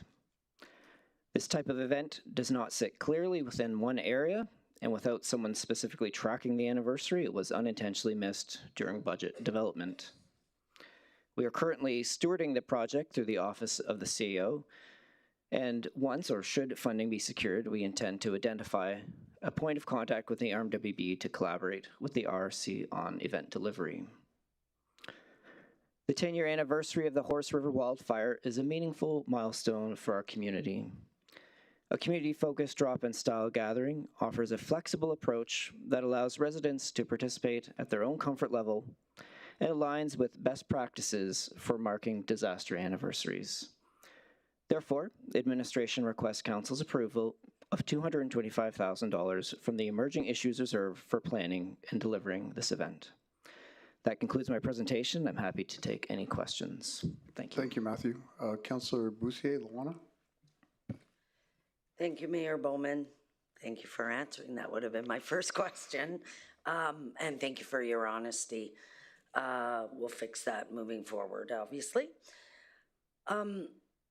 This might not be a popular opinion, but I'm really struggling with the plan for this entire event. 10 years ago, we all faced a pretty unprecedented challenge, and right now we have an opportunity to lead with empathy and to lead with healing in mind. At its core, this needs to be a psychosocial event, and what's proposed is not a psychosocial event. Having a multitude of activities and barbecue or whatever changes the tone. This needs to be a time. You said it aligns with best practices, and respectfully, Matthew, this does not align with best practices whatsoever. Disaster recovery speaks to a very different model, and other communities like High Prairie, Slave Lake, Calgary, it had healing at the center of everything that they did, and sharing of stories, sharing of recovery, and the journey towards resilience and wellness. And this is missing in this for me. We have no storytelling. We have no displays about how far we've come. We're not celebrating anything but a barbecue or whatever food and stuff sets a different tone that is more celebratory and less focused on psychosocial healing and well-being. And I can't help but feel with so many people who have lost everything, their homes and their businesses, and they'll never be whole again, and that spending $225,000 is a little bit tone deaf, respectfully. I'm not trying to criticize you. I appreciate this got missed by all of us as well. So I'm just really struggling and think this needs to be trauma informed, and I think there needs to be a view. I think this needs to go back CAO, and I think it needs to take a look at disaster recovery, the Red Cross model, and really let's lead with empathy. That's it. I don't support this. I support something. Thanks, Councilor Boucher. Yeah, and I want to kind of reiterate right now just questions for the presenter, and once we get through, we can go to comments and that sort of thing. Yeah, thank you. Through the chair, if I could just speak a little bit to Councillor Luana Boussaye's comments. Agreed, everyone had a very different experience of the wildfire and the evacuation, and this again it's there isn't so much an event plan. It's still very much, it's not prescriptive. So there could absolutely be that element incorporated into that. So this is essentially to secure the funding so that we can secure the space, get things rolling, and then we could plan more specific things that would take into account that psychosocial element. So I don't want you to feel that it's being dismissed or overlooked, but it's your points are absolutely taken. Even the space, from a psychosocial, from a trauma-informed point of being, Mac Island was, I know it's Shell Place, but Mac Island was an evacuation center. And it was a place people were rushed to and then rushed out of. So just the physical space that's chosen doesn't align with psychosocial healing either. Do you have, or I don't know if you've got this far, but is there a plan, is there a plan to like share about our vulnerable person registry, the things that have been developed, to share with the community how far we've come in terms of protecting the new highway that's working on all of those things? Is there any plan for any of that? Through the chair to Councillor Luana Boussaye. Yes, actually there has been some discussions about having some information available. It's interestingly enough, the event would actually, May 3rd actually marks the beginning of Emergency Preparedness Week. Mm-hmm. So there could be absolutely an education element, conversation or displays and information about the VPR, the Vulnerable Person Registry, how people can participate in that, perhaps maybe information about how people can be involved more in the community and volunteer, perhaps Red Cross information, et cetera, et cetera. So that could be a consideration, absolutely. Awesome. I guess I would just, no question. Thank you. Question, Councillor Vardy? Thank you, Mayor Bowman. Through the chair to the presenter. Hearing that there'll be mental health support on site, my first question. My second one, what is your plan for our rural communities? So my understanding looking at this is it's going to be located in Fort McMurray Urban, but we know our rural communities also really stood up and supported during that time. And I would like to see that reflected there. Can you explain your plan, please? Through the chair to Councillor Vardy. Yes, certainly the volunteer rural fire departments had very much an involvement in the wildfire response in a lot of different ways, and of course a lot of the communities, whether it be Fort McKay or Anzac, any of the rural communities really. I know in 2017 where there was the 1 year anniversary, that it was focused within Fort McMurray, and there were some opportunities for like let's call them low-key opportunities for the rural communities, and that was coordinated and organized through the Recovery Task Force at the time. So we don't have that mechanism to work from right now.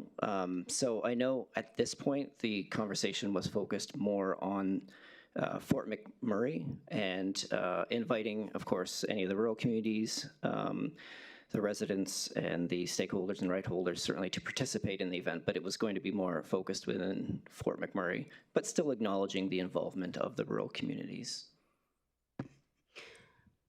not a question or comment that I'll save. Thank you, Matthew. And I appreciate that. Councillor Weigel? Thank you, Mr. Mayor, through the chair. Thank you for the presentation, Matthew. I can't remember I guess I'll just have to ask all the way through. There's an organization from Ontario, I'm not 100% clear on it, but they don't, pardon? Could be. But there was an organization from Ontario that donated money to the RMWB for, I don't know if it was this purpose, but it was to build something in memory of, or to do something in recognition of the wildfire. Where's the money? How much is it? What are we doing with it? What's the plan? It's 10 years later. All of those questions. Can we use it with this? Through the chair to Councillor Weigel, I'm aware of the donation that you're speaking of. I don't have the latest information on what the well, I know the donation exists, and it, to my knowledge, it has not been spent, but I don't know what the current plans are for it. How much was the donation? Oh, I don't know if I can turn to finance or community services. If you know, I have a general idea, and I want to, perhaps I shouldn't speak if I don't know the proper number, but I think we'd have to get back to you on that, Councillor Weigel. Okay. Yeah, I just think it would be good that the public knew that there was because it's a generous donation. I don't remember the exact number either, but I'll let, maybe Lori might know that number. Through the chair to the question, I too cannot remember the exact dollar value, but I can say that there are conversations happening with the organization that donated the funding, and we were looking at the hope of applying that towards the Reflection Outlook initiative. There was phase 2 that was happening there. Those conversations are still in progress, and we plan to bring that back to council at a later date. Okay. And through the chair to Councillor Weigel, will I try and buy some time to look that information up? Sure. I believe also that it was somewhat prescriptive as to what the money could be spent for. Yeah, I guess that's why I was asking, because I think it was in the realm of about $400,000, if I'm not correct, and I don't know the exact number, but it was, again, we're just 10 years later. I think it was donated in 2017, and so just want to make sure that, you know, that was an absolutely generous donation for something, and again, it might not be used for this, but I guess that's why I was asking, yes. Because there's that money there, and we should use it because that just honors them for honoring what we went through. And so to me, that's a huge piece of it. Yes. And public and maybe they did, I don't know about the last council, I guess 2 councils ago, if they publicly recognized them and said thank you, but we definitely should when using that money. Yes, and through the chair to Councillor Weigel, it was $400,000. And it was a donation from the Ontario Sikhs and Gurdwara Council and the Ontario Gurdwara Committee. And that occurred in 2016. Okay, awesome. If I may, just a minor correction, it was $500,000, it was 500,000. Okay. I just read the letter. Perfect, thank you. Councillor Van Castian? Thank you, Mayor Bowman. With all things being said here, Matthew, and with it seems a little bit of a shoot from the hip, would you agree that this should go back to administration and be fleshed out a little bit more before it comes back to spend $225,000? Through the chair to Councillor Van Castian, I think that's a very good question. We are in a bit of a challenge in terms of timing. If we were to take it back to administration and then even coming back at the next council meeting, that's April 14th, which is less than a month away from the event. I do want to stress that that some of these concerns from council, certainly valid, absolutely, but elements of it could be incorporated into it. Again, this is just very bare bones, as you've pointed out. So it could go back to administration, but it would make things very challenging to have an event for the actual day of the anniversary. Understood. I mean, being that it would be challenging, don't you feel that we could pull it off, but we should do it right if we're gonna do this? Through the chair to Councillor Van Castian. Yes, it should absolutely be done in a way that council feels satisfied with meeting what the community would want. There is an alternative. There was an alternative suggested in your council report to do a smaller event, and perhaps this would address some of the concerns from Councillor Luana Bussier, where it would be more of an intimate event, say at Reflections Lookout or elsewhere. It could really just be a small kind of commemoration with some dignitaries and some comments, and then just have it contained and then just leave it at that in terms of the commemoration. And that would, I suppose, address some of the other concerns of how people have been differently impacted and how they could receive an event like that. Thank you. Thanks, Councillor Van Castian. Councillor Bussier? Yeah, thanks. Thanks for the presentation, Matthew. I guess this is more for Jade or the mayor, I guess, but if it's important that we do it right, we can just call another meeting before April 14th, can't we? And we can absolutely do that. We can call a special meeting. We wouldn't have to wait till April 14th to bring it back if admin could put something together in the next week or something. I'm not smart like my sister, so I don't understand the whole thing. And I think, but I want to get it right. And I think what she was trying to say is we don't want bouncy castles. We don't. So I think I agree with what you're saying, Councillor Bussier, 100%. And I think when we get into past the Matthew's presentation and the delegates, I think I know it's not a question, Matthew, but I'm going to talk to Lance. But I think we could even, I'm going to go ahead of myself, pass an amount, and we could even have a special meeting ourselves and discuss what we'd like to see at the event and where we'd like to see it. In this here, as we move forward, there's really nothing prescriptive in the motion that's going to preclude us from having a special meeting to decide what we'd like to see in it and what we'd like to share with the community, which was completely out of order, and I will end it at that. And thanks, Matthew. I don't see any other questions. I was just going to say through the chair to your comment/question that it would be important that administration receives direction from council and specifically what you are looking for us to be able to meet an event that you would obviously want to be. Perfect. Thanks, Matthew. So I think agreeing with council, we could, as we move forward, call a special meeting on just this topic and figure out logistics of what we'd like to see at it. So thanks, Matthew. And moving on to delegates. First, I have some Evan Crawford, the president of the IAFF, couldn't make it. He asked me to read this. We all know it's been 10 years since the wildfire occurred.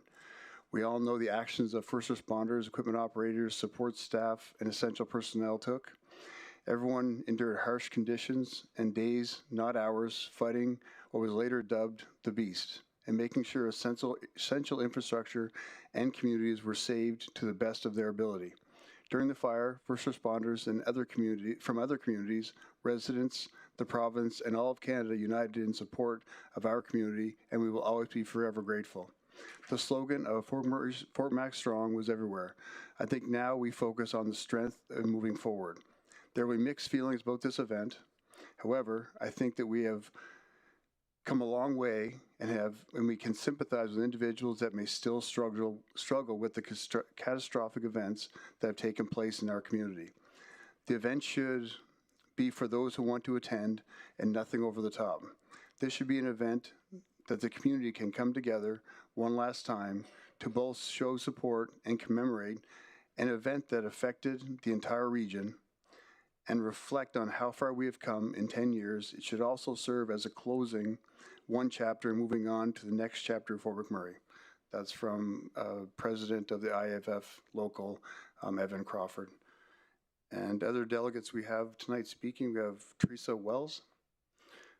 Teresa, if you want to just say your name for the record, you have 5 minutes to present and remain seated for questions, please. Good evening, Mayor and Council. Teresa Wells for the record. Thank you for the chance to speak this evening, and I want to be very clear, I'm just speaking to the concept of the RMWB hosting an event for the community, not the the format that event will take, because I certainly recognize Councillor Boussier's comments on this and making sure that this is trauma-informed and supportive to our community. I'm going to ask for your patience as I read from prepare notes, as I do not trust myself to speak without them, given my own emotional response on this topic. For clarity, I am here speaking solely as a resident and someone who is here on May 3rd, 2016. If you were here on that date, you undoubtedly have memories of that day. It's one of those moments where every person who experienced it has their own story and feelings about everything that happened. I believe that as a community, we have struggled since then to find the right way to collectively acknowledge that event and how it impacted our community. As individuals, some choose to reflect on it, while others choose to let those memories and reflections fade. The truth is, there is no right answer, and no perfect way to approach what was a pivotal, life-altering moment for many of us and our community. And I am here to support this motion for exactly that reason. There is no perfect way, there are only options. I am grateful that this year, as we mark 10 years since the fire, the RMWB is seeking to provide one of those options. The most impactful thing I learned in 2016 is the power of community. One of my strongest memories from my drive to Edmonton, which took over 8 hours, me alone in a car with 3 unhappy yelling cats and 1 whining dog, is when the car next to me, stuck in traffic, started handing out bottles of water to all those close to them. I have never been so grateful for a bottle of water, not because I was thirsty, but because at that moment I had been feeling so alone, and suddenly I felt connected. I was no longer alone.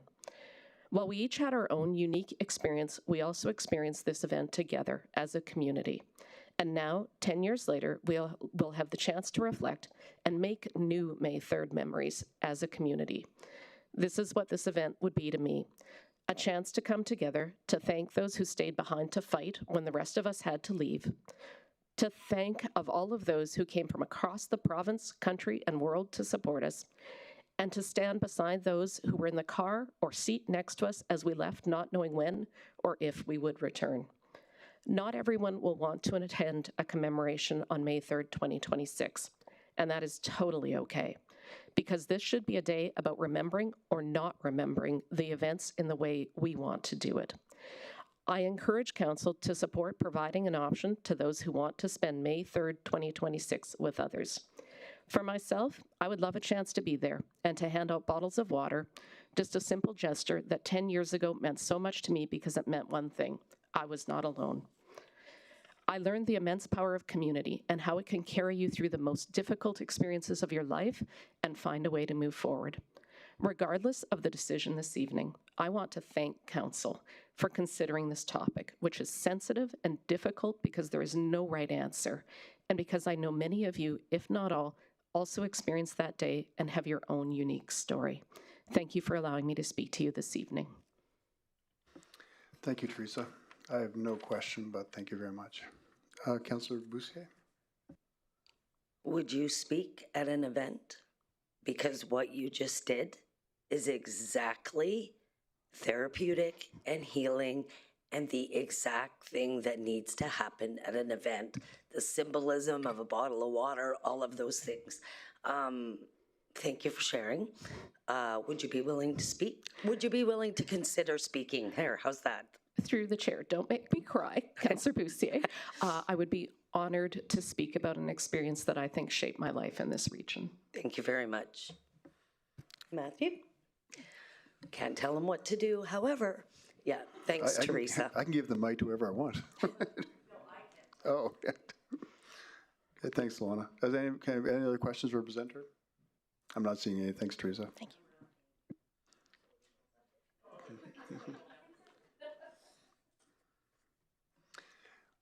And next, Robbie Picard. And Robbie, you just say your name for the record, and you have 5 minutes to present and remain seated for questioning. Questioning. I'm Robbie Picard. I support doing something. With Councillor Boussier, I agree. One of the things that I find myself, as a person that lost their home in the fire, I go through real mixed emotions all the time. I'm kind of over it, but one of the things I think needs to happen, I do think you need to do something because, bluntly, the entire world will be paying attention to the 10-year anniversary. What I would like, though, I think our story has been taken so many times, and I don't know if we as a community have told it. So I'm going to contradict myself here, but I think, well, but I make my point. We owe the world something because the entire planet was invested. At the same time, I really like us to tell our own story. I think there's been a lot of things done that I haven't agreed with to commemorate the fire. Candidly, lots of people milking off the fire. There was a movie that I didn't agree with that was produced.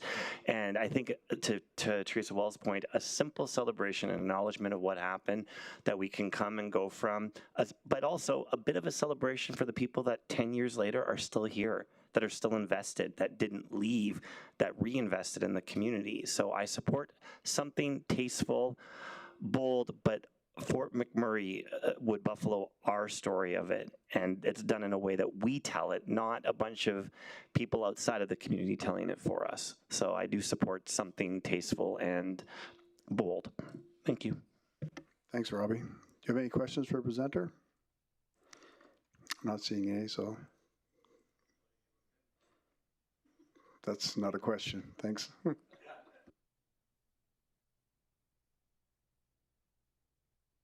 you have any other presenters? Could we have a quick motion recess? I can discuss kind of an idea with a few of the councilors that had some ideas to change. So we'll take 5 minutes.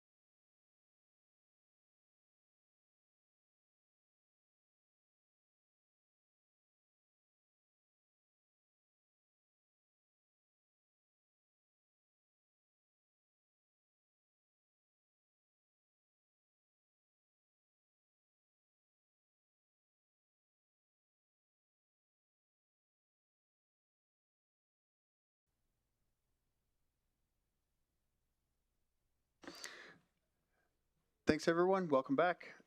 Councillor Vardy, you have a motion. Thank you, Mayor Bowman. Yes, I do.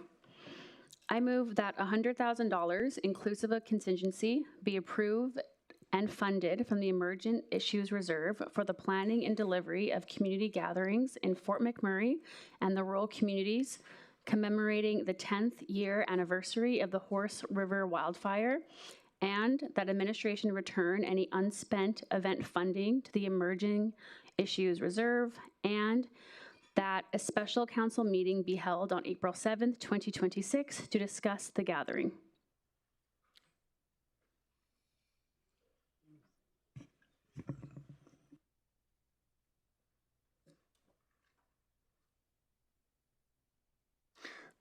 Thank you, Councillor Vardy, for the motion. Thank you, Councillor Weigel, for seconding it. Council, have any comments, questions, or debate points? Not seeing, I'll call for a vote.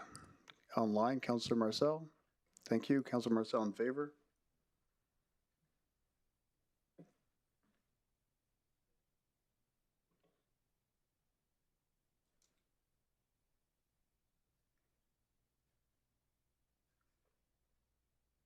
And that's carried unanimously. Thank you, everyone.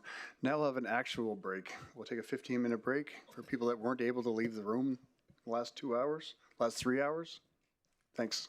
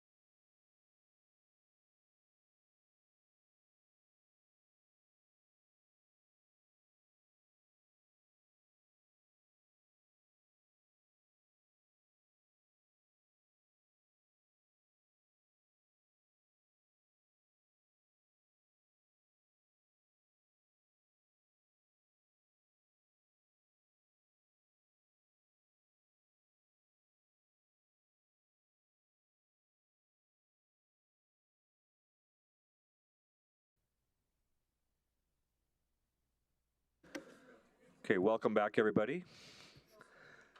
Next, we have a report on the flood mitigation update 2026 pre-river breakup. And so I'll invite Project Delivery and Facility Services to introduce the report. Please proceed when you're ready to go. Good evening, Mayor and Council. My name is L.A. White. I'm here representing administration. And with me tonight is Aaron Judge, who is the manager of the Project Management Office, or one of the managers. Tonight we're going to do an update on the flood mitigation program. We are mandated to come here every quarter to present the flood mitigation program. We are presenting what we call the pre-river breakup update. We felt that we wanted to stand in front of you before the river breaks this spring. So what we're going to do is we're going to walk through this this update. One of the things I want to share with you before we start is flood mitigation program in itself, in its entirety. It changes very, very frequently in terms of delivery of our PMO team. We're always having conversations on the regular meeting, weekly, having conversations almost daily, really. So it's hard sometimes to draw a line. So it's a bit, this presentation will be a little bit ad hoc in the sense that we're always learning new things on the daily, and we want to kind of provide a snapshot where we are today, March 24th, 2026. So the outline of the presentation is the introduction. We're then going to get into the program update, then we're going to get into financial updates, and then into the next steps. What we did this time is we were trying to present the information a little bit differently, perhaps a little easier to understand for everybody. And what I'm going to do is I'm going to skip over the first slide. We'll go back to it. I'm going to go to a slide that I feel is presents the information the easiest. So this slide here was put together for this update. It's the first time we've presented this, so I'll try to explain it for everybody. So this is a graphical representation of the status of this program. The dark blue bars indicating the reaches that are located in the downtown. The green is the reaches that are located in waterways, and the light blue are the reaches in Taganova. As we go along the bottom or along the x-axis, we have reach 1 through 9, which is single-digit reaches. So those are the downtown reaches. Reaches 10 and 11 are in waterways, and then Taganova has Taganova North and Taganova South. On the y-axis on the left-hand side, we have various elevations. Effectively, 250.9 is our target. That's our the target of the program. So as we go along each reach, we can see kind of the elevation that we are at today. And we need to be at 250.9 to be considered complete. So therefore, in summary, reach 1 and 2 are at 250.0. We're going to be at 250.9. Reach 6, same thing, 250.0. We want to get up to 250.9. I do want to note we are missing a bar for 10-2. It's supposed to be in the green section. That again is at approximately 250. Taganova South on the far right is not actually shown on the graph because it's so low. It doesn't show any representation, but that again needs to reach 250.9.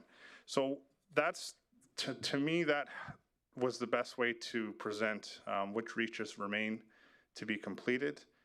Reach 1, 2, and 6 are probably the key reaches for downtown. Well, they are the key reaches for downtown to achieve the 250.9. So we'll go back to this slide. This is familiar with a lot of people from the last update. We're going backwards in a slide deck to page 3. This is a Gantt chart schedule. This shows the schedule of the program. I guess what the takeaway from this whole slide and basically this whole presentation is that the goal of flood mitigation program is to achieve 250.9 by the end of 2027 or for river breakup 2028. So again, that is a goal. The goal is to achieve the 250.9 by 2028 river breakup. With every goal, we have risks, and we can talk about those. So the dark green are the actual work that we're doing to build the berms or build a structural mitigation. We do see some work that will drag into 2028. That is your surface improvements. So that's your grass, your trails, your lighting, things of that nature. Nothing specific to protecting the community, but rather sort of the finishing up of the projects. What you will also see here in the legend is an adjustment in the timeline. That is from the February budget proceedings for 2026. That's where you will see Reach 4 enhancements, where we shifted the program or that project section 1 year. And we, again, end of 2027 is our target, and I'll talk about risk near the end of this presentation. So we're going to flip to slide 5. Again, this is same information, but this is specific to the design. We sort of flip the axes around, so the reaches are on the left and percentage completes on the bottom or along the x-axis. So effectively, these are our targets, or sorry, our design work that we're doing for each reach. The ongoing design includes Reach 4, which we're at 90% today. Reach 6, Contract 2, which is the second contract that we have, we're at 60%. Contract 3 for Reach 6, we're at 30%. 10-2 complete, and then we're still working on the Taganova South at 30%.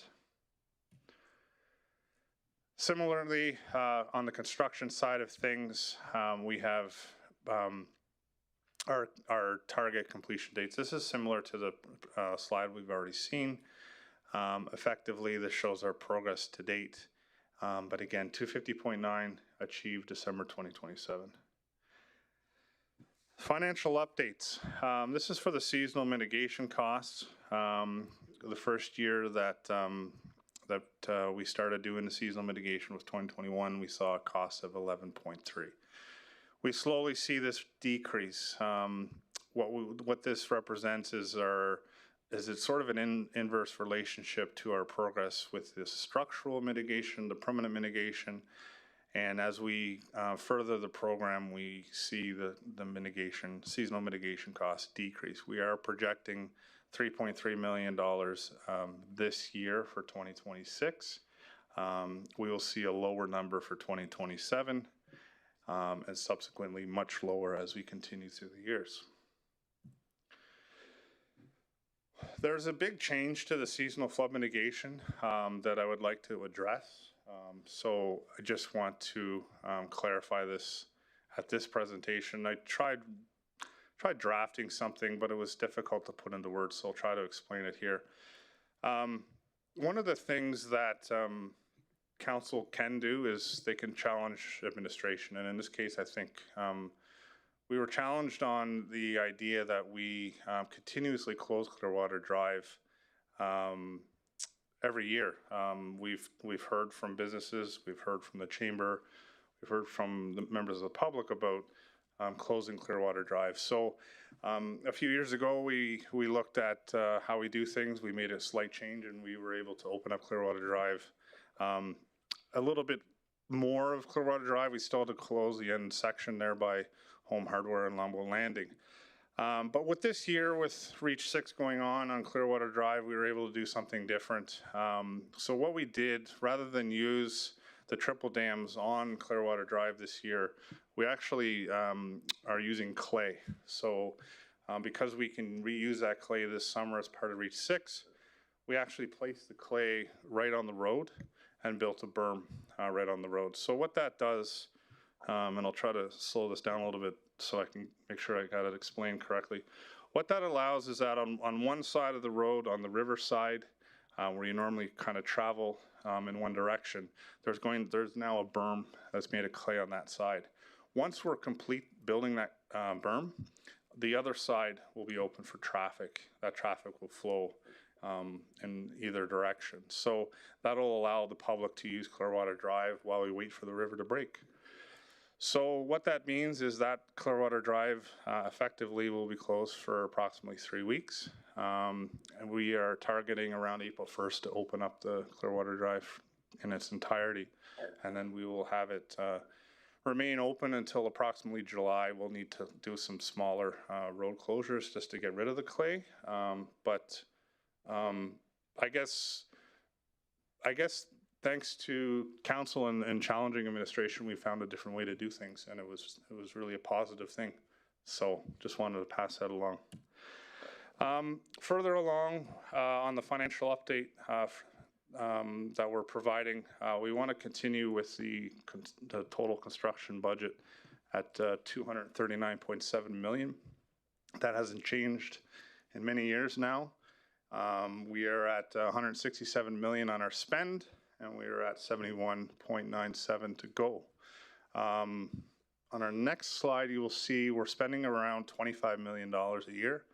So based on $71 million remaining to spend, if we're spending $25 million a year, that is approximately 3 more years to go. So it kind of aligns with our targets. Here's a summary of our spend over the years. You'll see 21, 22, 23, 24, 25 have the higher spends. It's possibly a reflection of the energy that administration has put into the program since the flood, but at the same time, there was a lot of planning and designing prior to the flood. We see a high spend 22 and 23 because the reach and waterways was quite a high spend, and that's when we did that project. And in the last 2 years, we did about $25 million. We were going to talk about grants here. Unfortunately, for everyone here, this number hasn't changed. We continue to apply for grants, and we are unsuccessful obtaining them.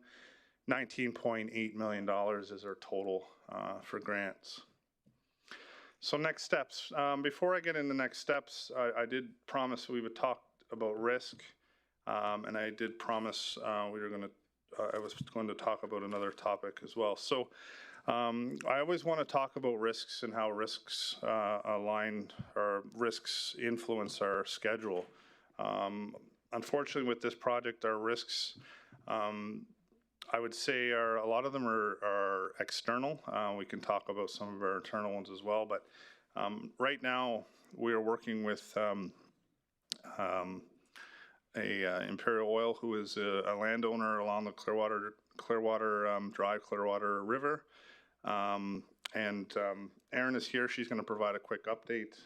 She was in Calgary. She flew down to Calgary to work directly with Imperial Oil. So do you want to take a second and explain where we're at with that and the positive side of that conversation? Sure. This was not part of the script for Fair, tonight, but fair. I'm happy to provide an update. As Elliot mentioned, I flew down to Calgary on Tuesday with one of our other internal stakeholders, Dennis Froome, and we had the opportunity to sit down and meet with Imperial Oil face-to-face in a room with our legal teams and work through kind of some of the roadblocks or challenging verbiage within the offer to purchase that we weren't able to agree upon before. So the conversation lasted about 3 hours. It was very positive. We made headway. We made more headway in that one meeting, I think, than we had made in the last year. So for what it's worth, I feel like we are very close, but I have said that before. And next steps are waiting for them to send back the next draft, and we're hoping to have that within the next couple of days. Okay. One of the other risks that we have, call it a risk or a concern, is access to clay. Clay is the #1 material that we need to build. I would consider this more of an internal risk because we are working with a consultant. So this consultant has been hired. They're working on a plan to continue hauling from Sailing Creek. I'm not sure if you have seen last summer, we're pulling material from up on the hill in Sailing Creek. So that consultant is working hard to ensure that we always have access to clay.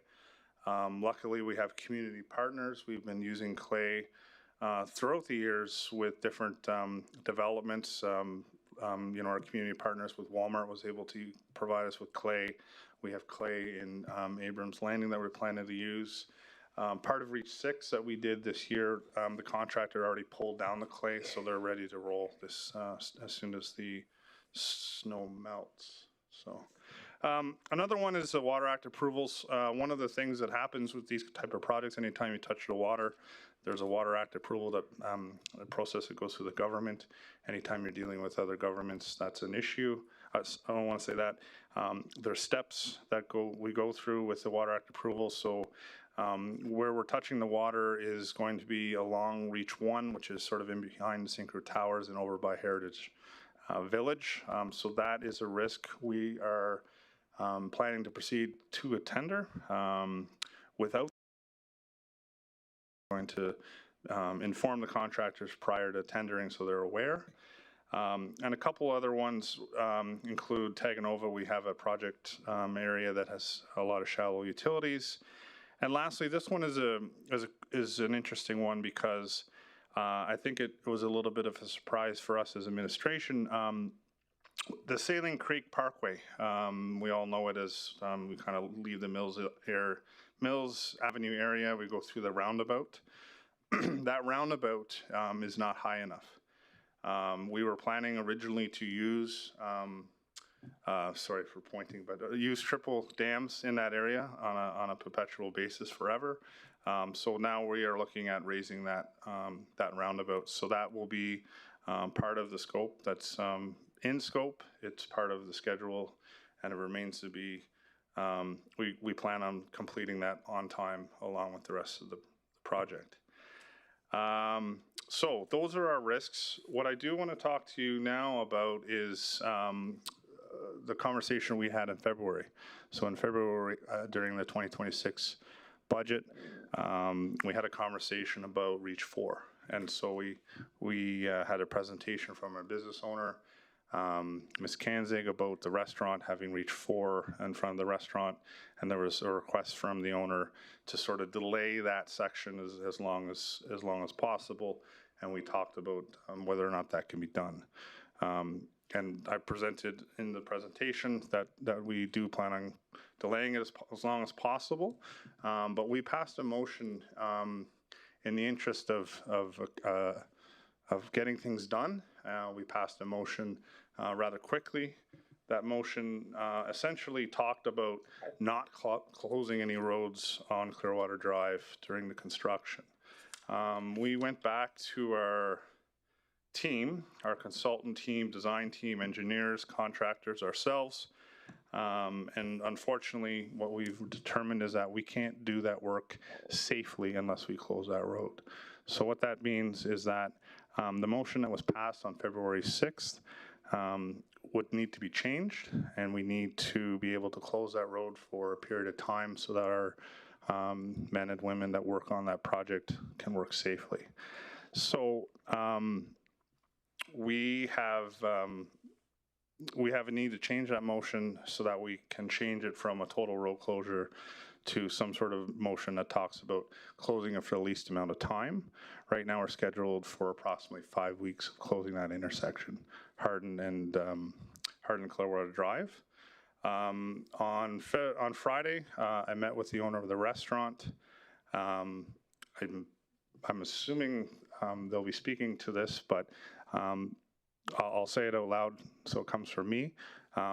There was disappointment, I think, from the restaurant owner, but at the same time, there was conversations about not supporting the idea of having the road closure, which is understandable considering the concerns around closing the road. So we made or at least I made a commitment to have our team and myself sit down with the restaurant owner in April to walk through the map of the downtown, figure out how to map out some detours for the community, and work together to do what's right. So that said, our next steps are to achieve 250.9 before 2028 river breakup. We want to continue doing a certain level of ongoing reporting. We will continue working with the CFO and her group and continue submitting on grant requests, and at the end of the day, complete flood mitigation. Thank you. Okay, thank you for your presentation, Elliot. And I know we do have a couple questions of council, so we'll start with Councillor Barty.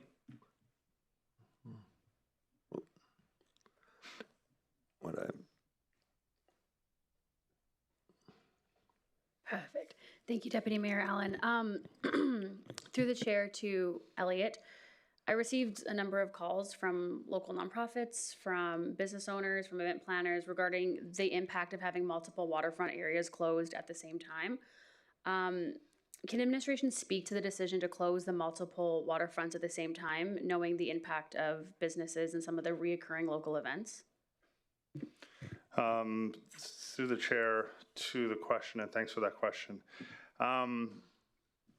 What has happened in this community is that the water is our one of our best assets. So a lot of times we put our recreational facilities along the river. And so anytime that we now have to go and either improve the waterfront or put in flood mitigation, unfortunately we have to close those recreational facilities. And then on top of that, there's an unfortunate situation when we had the Heritage Shipyard close. And that has led to a situation where the Heritage Shipyard is closed, we have the Snai Park closed, and we have a small section of Borealis Park that's also closed.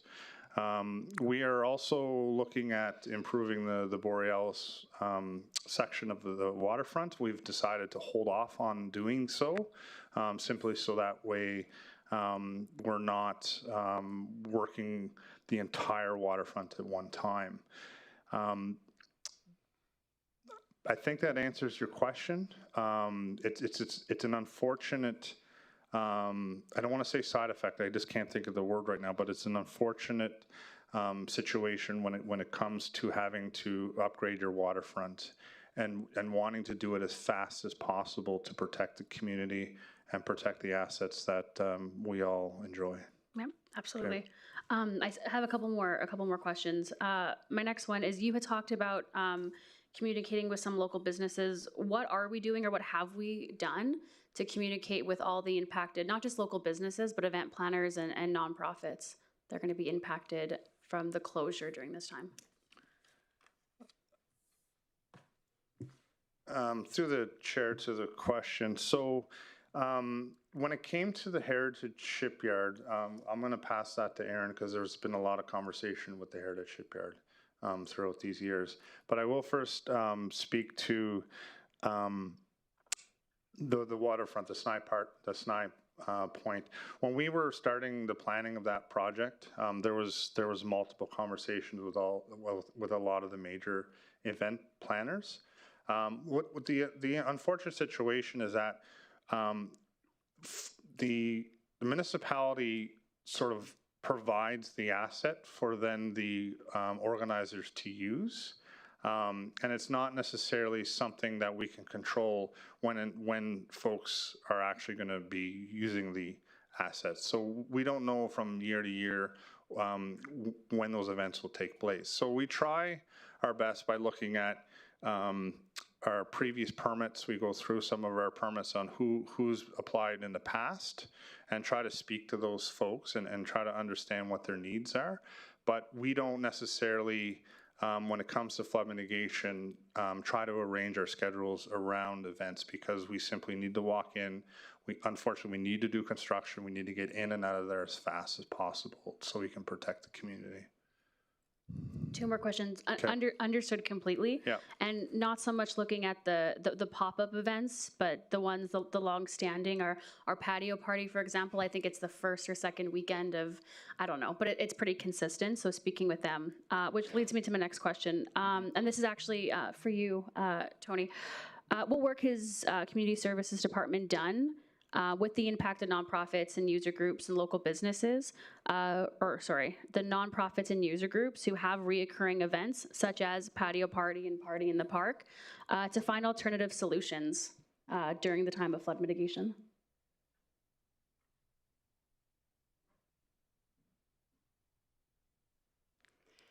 Through the chair to Councillor Barty, just wanted to make a note about the Heritage Shipyard in particular. When we presented and took stewardship of the Heritage Society's assets last summer, we had notified that we weren't going to be taking any new bookings for those facilities. So that would have been offline for 2026, regardless of the flood mitigation. But the work that we would do to support anyone looking for any special event, sorry, I'm going to have to put my glasses on. We do process the special events permits. We started doing that in 2025. And so we do have extensive knowledge of where the public and private event spaces are, and we can assist when we're requested. There are many municipal spaces that are operated by the RMWB, such as Howard Pugh Park, and they're booked through our facility booking coordinator. So we would continue to do that work. There are other municipal spaces that are operated by our facility operators, such as Centerfire Place and Doug Barnes Cabin, and we would direct event planners to those societies to book those spaces. And in light of the flood mitigation, we could get some key messages provided to our customer service agents to address any issues that might come through our pulse line. Thank you. It sounds like you're being very, very accommodating. My last question is for finance. We talked a little bit about the unsuccessful grants. Have we met with any of the grant providers, and why are we not getting these funds?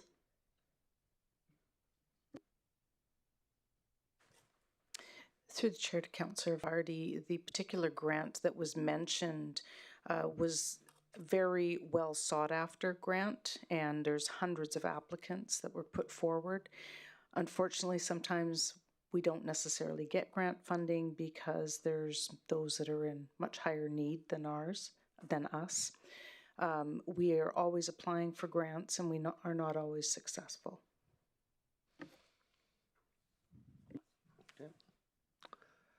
Okay, Councillor Brett. Thank you, Deputy Mayor. A bunch of my questions were answered, but for this clay berm, this temporary clay berm that eliminates the needs for the balloons, does that also eliminate the need for having security there 24/7?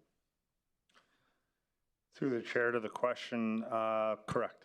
So the security is there for multiple reasons. One, we want to make sure that you don't have people jumping on them. We discourage that. And then also just we've had incidences of vandalism, so we want to avoid that as well. So yeah, absolutely. Clay allows us to move our security elsewhere or not use them at all. Perfect. Thank you. Thank you. Okay, Councillor Scott. Thanks very much for that. I know that the restaurant, the road was closed last year.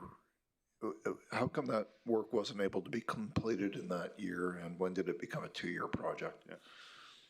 So there was, through the chair to the question, so Reach 4, which we call it, it wasn't that it was a 1 or a 2-year project. It had sort of an 8-month window.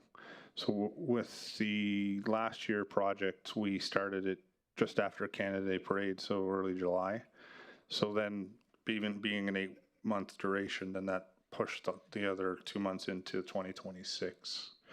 The other thing is with that project is there's a very complex valve that we need, and there's a long lead or a long time to get that manufactured.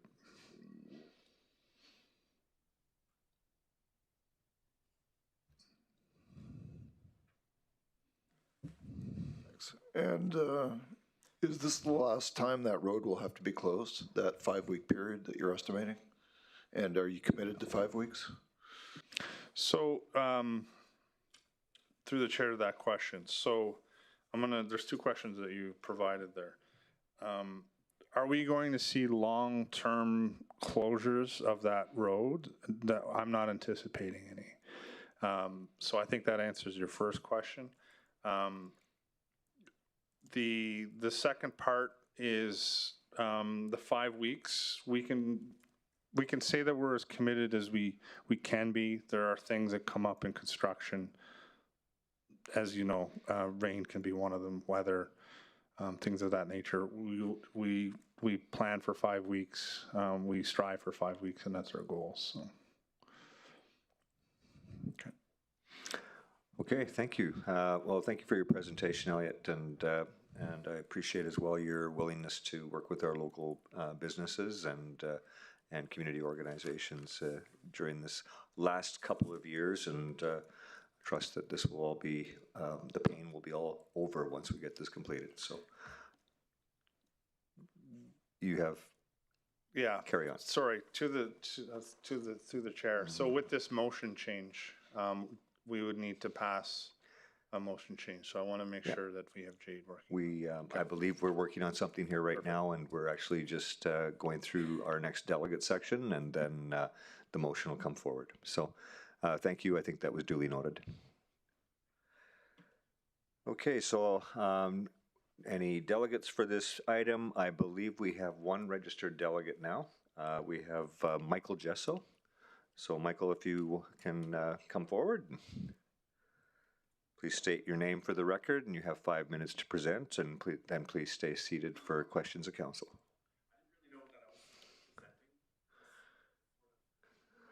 Oh, can you turn your mic on? Yeah. I didn't know that I was really presenting so much, but I can. I just wanted to speak to the impact that the flood mitigation is having. I mean, we can start with ATC Cultural Festival, which is at the SNI, which to me, the SNI isn't even in the flood mitigation. It's just this ongoing project that no one knows what's going on.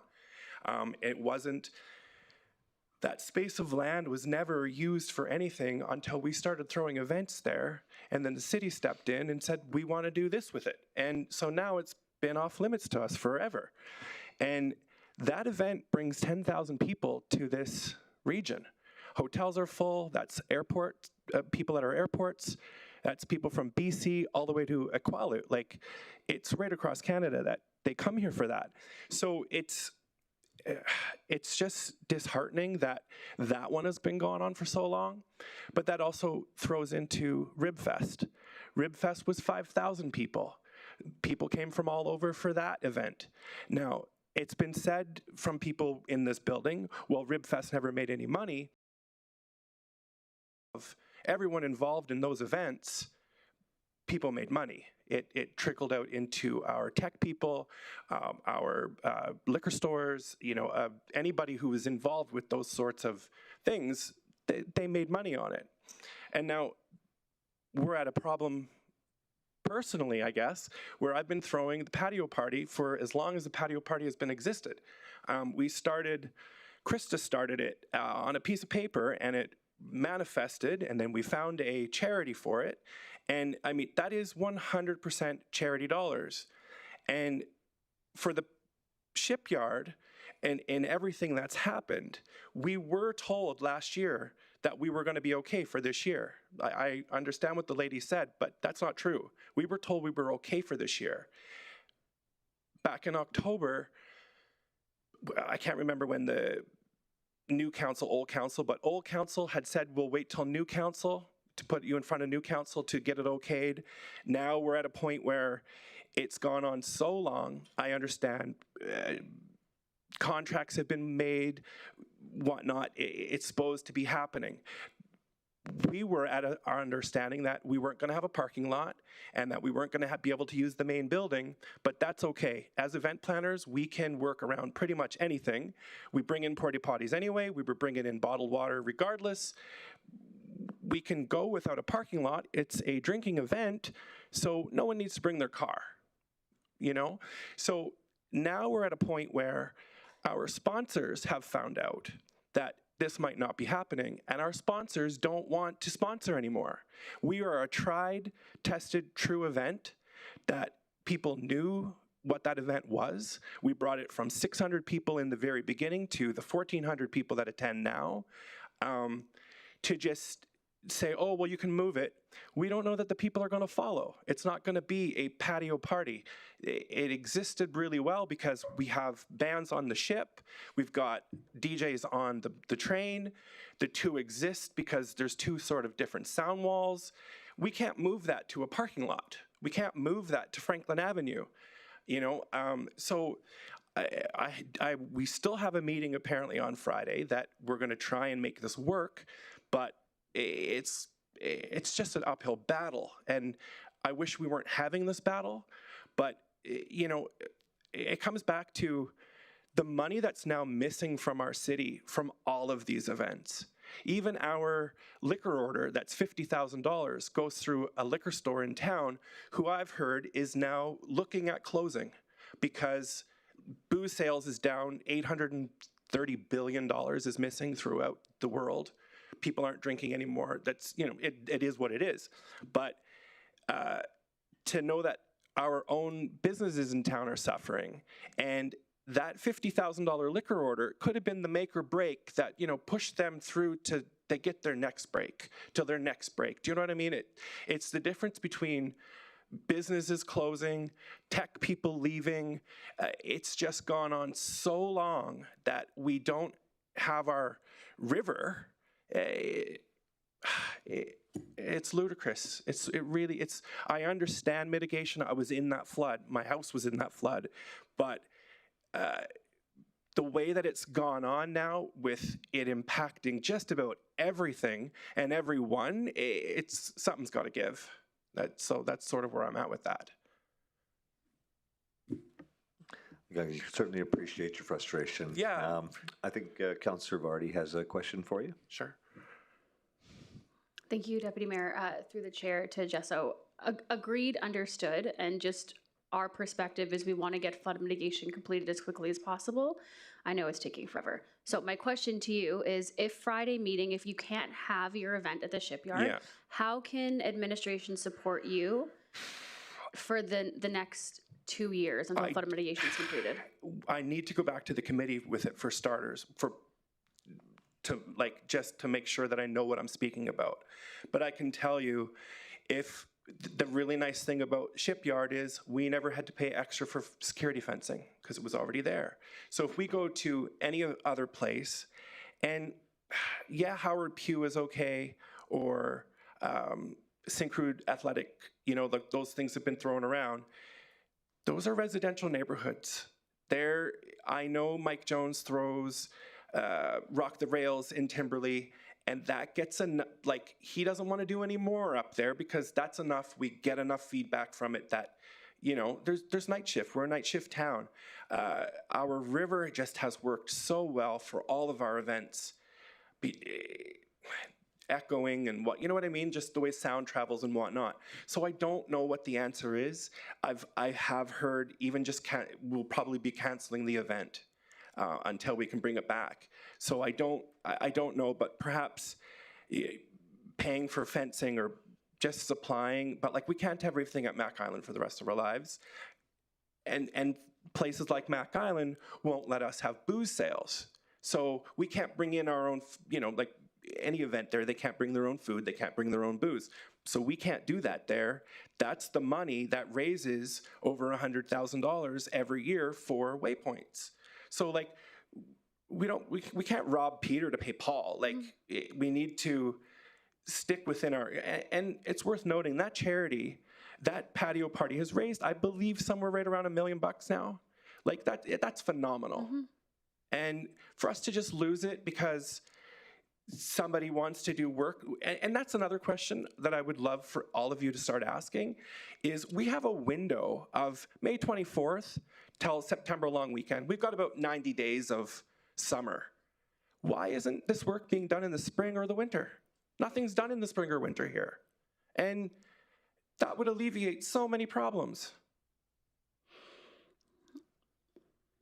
I think it's because of how difficult it is for construction in the spring and the fall. But I'm not. And I get that. I mean, yeah, how can we mitigate the mud impact? in the summer, hard clay in the winter. I don't know. For sure. Yeah. Thank you for coming and speaking. No, we thank appreciate you. it. And thank everyone. Okay. Councillor Lance Boussier. Yeah, thank you, Deputy Mayor. Through the chair to Mike. Thanks, Mike, for your presentation. You indicated that you have confirmation from the RM that you have the facility for 2026? We were not told no. It was because you and I had the conversation in early October. We had the conversation at Jacob's when Jacob moved into his house. You and I had the conversation then. Okay, I'm not. Yeah, right. Like I mean, it was.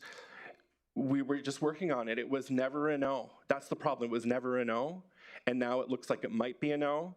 But even as of right now, with the text that I have in my phone, it's not a no. We'll know Friday.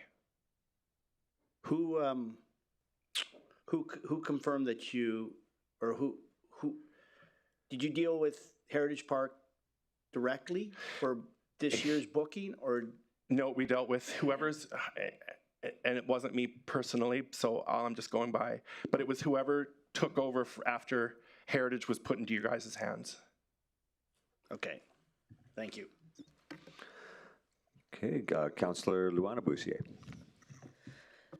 Thank you, Deputy Mayor Allen. I don't know who you spoke to after I had you calm down on Saturday, right. But I would like to slap them. If you don't get the shipyard, you're not getting the shipyard. If you don't get the shipyard, you're not getting it. You have a committee that will make a decision? Yeah, we have a committee that'll make a decision. But the other, like I said, the other problem of that is that we don't know that we're getting our funding now. The sponsorship package was, that contract was signed last year for last year and this year. So they haven't prepaid, but we're not going to be getting that money. I would really hope. I know. And that's the other thing. Like, you guys have no idea how hard it is to get sponsorships. Yes, I do. Well, yeah, you do, right? And yeah, the sponsorship money is not flowing like it used to. Nope. The hoops that we've had to jump through when especially big donors fell off, when we lost, Syncrude and Suncor kind of stopped sponsoring events. And change the way that they do things, and that's great, that's fine. But to then go to smaller groups and smaller companies asking for those kinds of asks, I know turned into reduced amounts with more, we'll have a stage sponsor, a water bottle sponsor. Just it breaks it down into now we're looking for. It just makes it so much harder. I can't. And that's why your advocacy. In terms of, I appreciate your frustration, Michael. Yeah. I really do. I know but that. Your advocacy about it's a different venue. The cause hasn't changed. The impact of the people that you're helping hasn't changed. So just if there's anything I can do to help in your advocacy with your sponsors, but we talked about 4 solutions on Saturday. Which we'll take into consideration for sure. Awesome. Yeah. Yeah. Okay. Perfect. It's just, I don't know what we can provide that will give that same effect where, like I said, if you're in an open field or in an open parking lot or out in the street here, I don't know how sound will work with a band stage and a DJ stage. I just don't understand. You know what I mean? The ambiance will be different, the sense of pride and connection and all of that. For sure, yeah. You can bring to a 8x8 room, Michael. So, well, you can. Yeah, so. It's the shipyard is a really, really, really great spot. It's on Franklin in July. I know, but it's comparable to what you'd get in Calgary or Edmonton or Saskatoon. It's one of those event spaces that wasn't planned as an event space, but just turned into this beautiful thing that's just terrible to lose. Yeah. I know there'll be a solution. Thank you. Cool. Yes, thank you. And I think we all, most of council would be happy to advocate with you on that as well. And I know we all miss Interplay as well. Yeah. From back in the day. Right. So, I'm not bringing that back. I can't do everything. I don't see any other questions of council. So thank you for your presentation. Thank you. No, council, we have a new motion now that we've sort of circulated for everybody for your viewing. Someone, could I have a member of council make the motion? Oh, you have a question for Michael? I have a question I'm sorry. for Mr. White.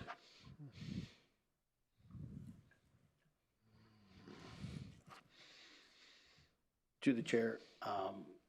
Elliot, we just listened to Mr. Jesso talk about his event. Given the date of his event, where exactly will we be in the perfect world with flood mitigation with the contractor if they show up and do what they're supposed to do? We have to, through the chair to the question, I think we have to take a minute and decouple flood mitigation from the shipyard. And I think community services can speak a little bit more to that. So currently right now, there's no operator of the shipyard. It's winterized, that's a minor thing, but we don't have an operator. So that ship sailed when we sort of had the society disband. So there's that.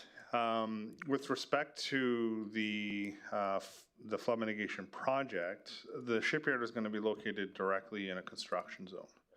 So we can say, you know, let's shut down the construction for the period of the event. The intent is assuming that Imperial Oil is signed on the dotted lines and everything else, the parking lot will be gone. And then, so there's some major hurdles in the way, and I use the word hurdles appropriately, I think. So, you know, we talk about lack of parking. There's some safety concerns, lack of an operator. Facility is still winterized. So all of those things coupled together would make it very difficult to host an event at the shipyard.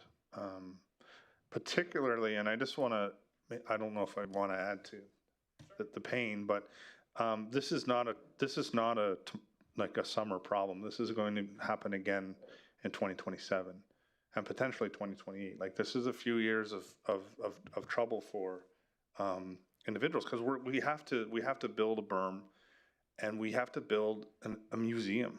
This is a major project that we're doing.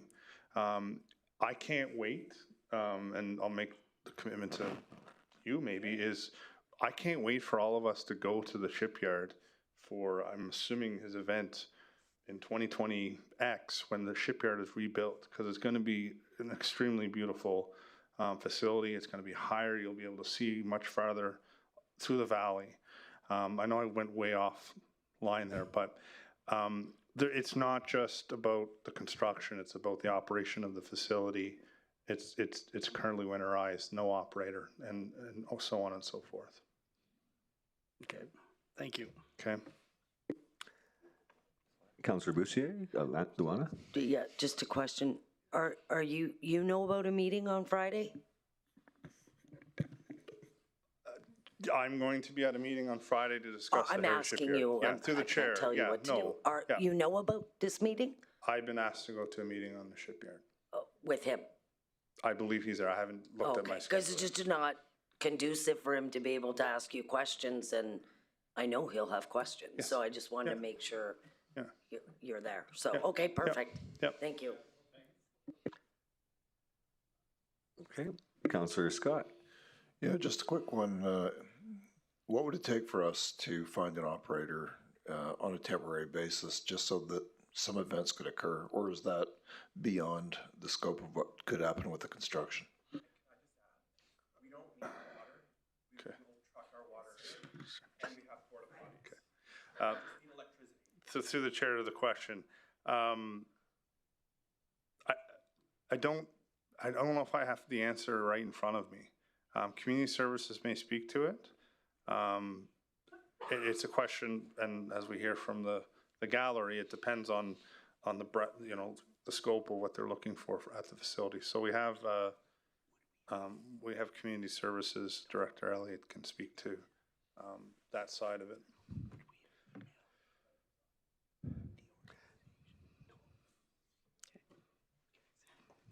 Sorry, through the chair, I did not hear the question. Okay.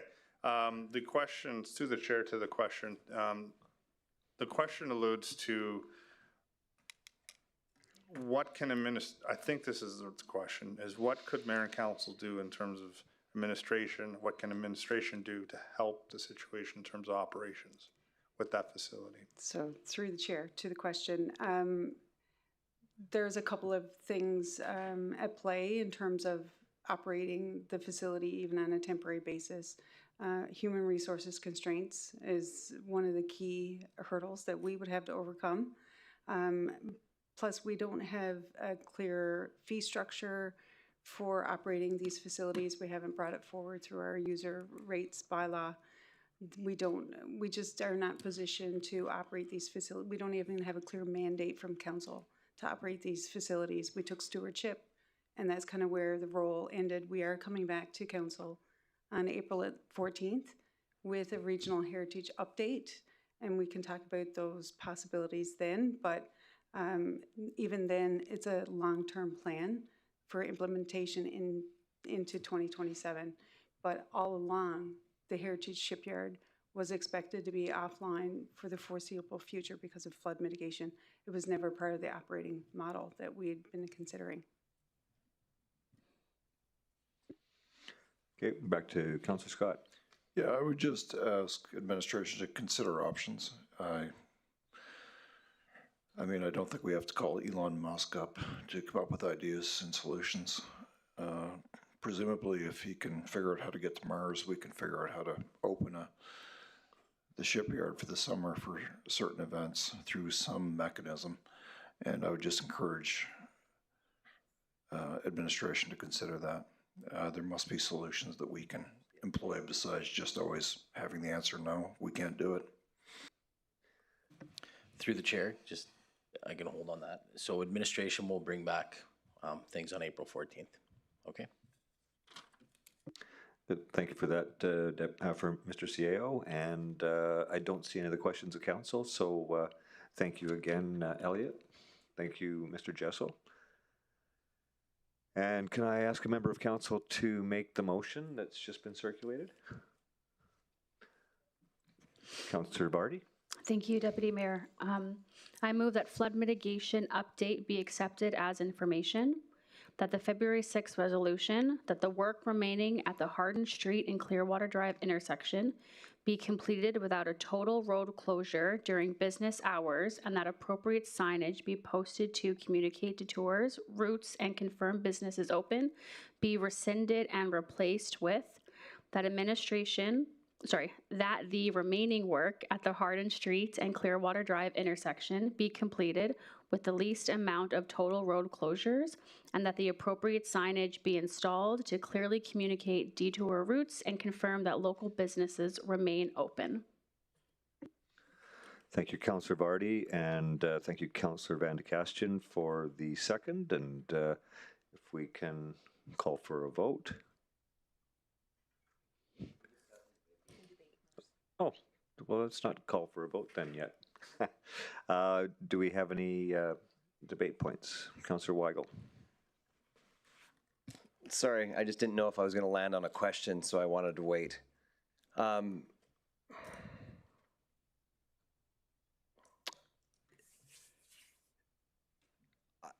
don't know. And again, I don't want to get in the way of progress, and I think protecting our downtown is important.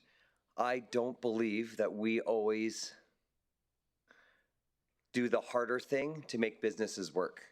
And I'm speaking from personal experience with a different hat, but I don't think that we always, sometimes we just, there's no way to do it except a closure. I'm not an expert. I don't know if I can believe that we can't do this without closing the whole road. Partial road closure, do something, but I don't know. And again, I'm not an expert, but going through it, I just know that the business is always the last piece to be acknowledged in construction. And there's no mechanism still.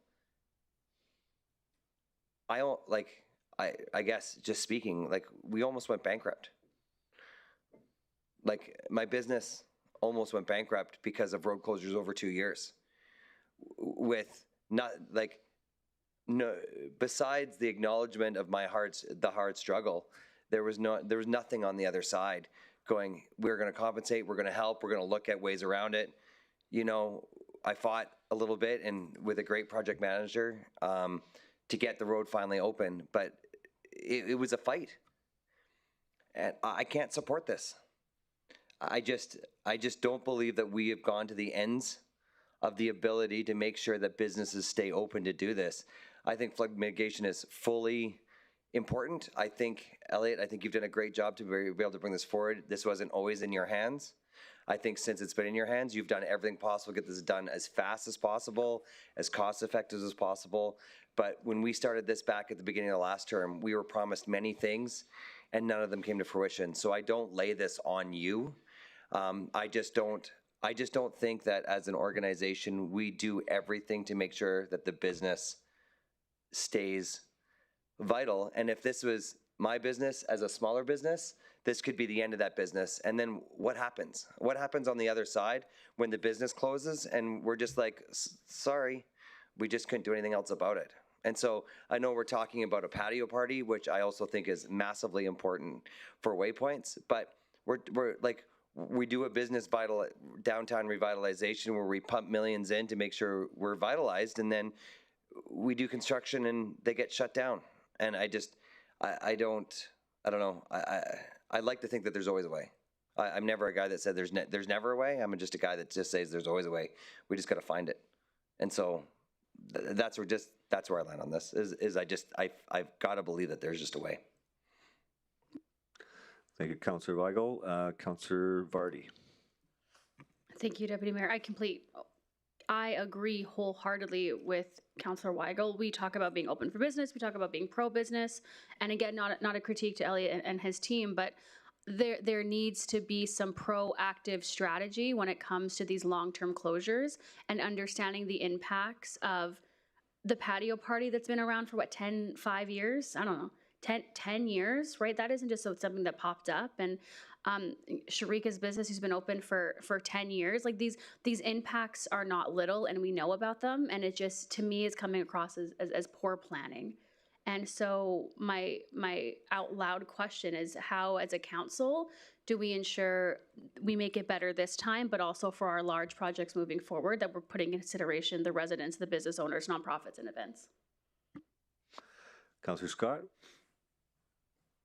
Yeah, I would just reiterate the points made and encourage everyone to vote against this. Okay. Councillor Bussier-Luana. Thank you, Deputy Mayor Allen. I guess I'm just like, what is the alternative? Like, this is never gonna not be an inconvenience. No disrespect, Michael. We just heard Elliot say it could be 3 years. So what is the alternative? Like, we need to get it done. The cost of one more flood is incredibly significant. And we're talking about the same people who were flooded, right? Those are the first ones. So I don't know what the answer is. I agree with you, Stu. There's solutions. We talked about, last time we were here, a program that Montreal had that supported business people. I think we need to be flexible with Gesso. Like, I know one of the things, just transparently, I had said to him is, what about closing down Franklin? That was never liked before, and I know that, but I'm like, this is like, let's do it. We don't like it, but let's shut it down. So I agree there's solutions, but I just, like, we can't afford for this community to flood again, and this is never going to be comfortable. But we can find solutions. That doesn't mean destroying the work that's done to date. And with respect to Elliot, the work he was told to hurry up on. So you're up here. You were gonna respond to one of my random thoughts. No, be great. Through the chair to the comment, maybe question. So I just maybe want to add some commentary. This is not taken lightly at any step, and I don't think anyone's accusing us of taking this lightly. If there was another way, we would take it. the unfortunate situation, and I know there's two conversations happening at the same time, so I'm going to focus on the Clearwater Drive, Hardin Street intersection. The reason why we have to do this work is that we have to dig underground. And so we have to create a giant big hole in the ground. And we have to have people working in that hole. Excavation is probably the better word, but we can't have vehicles going in and around that area. It's just not safe for our contractors or people. And it's, if there was another place for that valve to go, or if there was another way to do this that was even remotely fiscally responsible, I'd be the first one to raise my hand. It's just not possible. When this is the plan that we have. The storm line that runs underneath Clearwater Drive to the river follows Hardin Street all the way down. That's the unfortunate situation. So when it comes to businesses and everything else, we did talk in February about a program. I can't tell mayor and council what to do. We can come back with information. We have information on my desk. The idea would be for us to go to our council committees first to talk through a program, pro-business, for example, then bring it forward for you guys to have a conversation about. We've already done all of our research in terms of looking at programs across Canada, from Montreal, Calgary, Toronto. These are big cities, yep. But at the same time, we can, if you want to do something, that's why we brought it up in February. So it's now for you to decide what that looks like. Yeah, and I think it's like listening to council colleagues, like it's taking care of our businesses, taking care of our nonprofits, our people, but also respecting the work that you've done and getting this work forward. So I think there is some solutions. CAO, Boudelier, I don't know if you, I mean, this is your second week, but we all got that email from you, Elliot, with the program, or I have it anyways. I'll share it with everybody on the business support program for impacted businesses. If you could commit to working with Sarika, getting in touch with her, and I'll make sure I share it with the colleagues, and then figuring out what that looks like for Michael and his crowd in terms of supporting them if it's not at the shipyard, like supporting them elsewhere to have a successful event. But we gave administration a direction to get moving on flood mitigation. So did the last council, and they're doing it. And I think the cost of another flood and the damage to people is extremely significant, that we need to support this. Thank you. I just want to add, and I don't want to, the number one rule is don't box mayor and council in the corner. And I apologize for saying this even. It's to vote against this puts us in a very difficult situation. It's not like we'll come back, go back and look at another way, because we've exhausted it. And that's what I want to say. It's a really tough situation with this vote. So I just wanted to emphasize that point. So.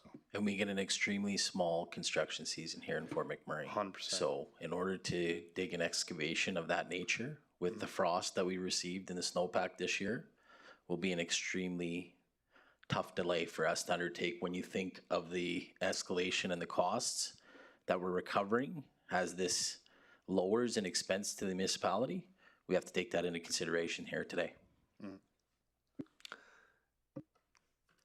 Okay, I just don't see any other lights on, but so I'll add to that. I mean, I'm too, have experienced business closures and challenges around construction around business in the downtown core. Unfortunately, they're necessary, and you have to do some things. Can I clarify this new motion where it says that it be completed with the least amount of total road closures? Can I confirm that does not mean total closure of the business, that there would still be road access to the business, just with due to detours? Through the chair to the question, maybe I'll expand on that a little bit. That is correct. when you're coming from, say, Morrison Street, there will be signage and directions that you will take a right onto Main Street, and then I believe up Fraser, and then up Father Merck, and it'll be all signed so that you can access the restaurant that way when you're coming from the Morrison, so from the bridge side. If you're coming from what I consider Home Hardware, you'll still have your access through that way. So we're not preventing access to the restaurant with traffic. You'll still have access to the restaurant. Okay, thank you. No, I know in my case, and I know in Councillor Weigel, in his case as well, that roads were closed all around your business. It became very difficult, and people had to park a couple blocks away and walk to access the business. That truly is a challenge. So I appreciate that. I appreciate what needs to be done. Councillor Weigel. Thank you. I guess a couple things and just clarity, just so I can walk through this. Two different things. I would love to throw somewhere in that motion, if we're going to pass this, that administration work with the affected businesses. I know it says to clearly detour routes and everything like that, but we still got to work with not having them go under. And so just work with the businesses on what's needed. I'm not saying compensate, I'm not saying, but there's got to be a continued conversation of what's best for them. Looking at the map, if we're going down Hardin, if we're going up Hardin, and that's the closure, is Father McCurdy closed at the same time? Like, can you still access that parking lot from the other way while we do that construction? So you're closed from coming up Hardin or like from the other direction, but for like Borealis Park, but can you still access the parking lot from the other way and then flip it or anything like that? Through the chair. So it's yes, you're correct. So you can access, Father Merck will stay wide open. You'll be able to drive up Father Merck. So you'll still be able to access the parking lot to the restaurant, just not through Hardin? Correct. Okay. Not through Clearwater Drive and Hardin. Okay, thank you. Yeah. Through the chair to the first statement on a conversation. I do want to talk about a motion that was passed on the policy. There was talk of bringing back a policy on working with businesses associated with capital programs. The first thing we did was review our capital program as it sits today to make sure that we're not impacting any more future businesses, and if we were, what the plan was. We're in a sort of a lull moving forward on impacting businesses, but we do plan on bringing back a policy that speaks to how we plan on working with the businesses in the future.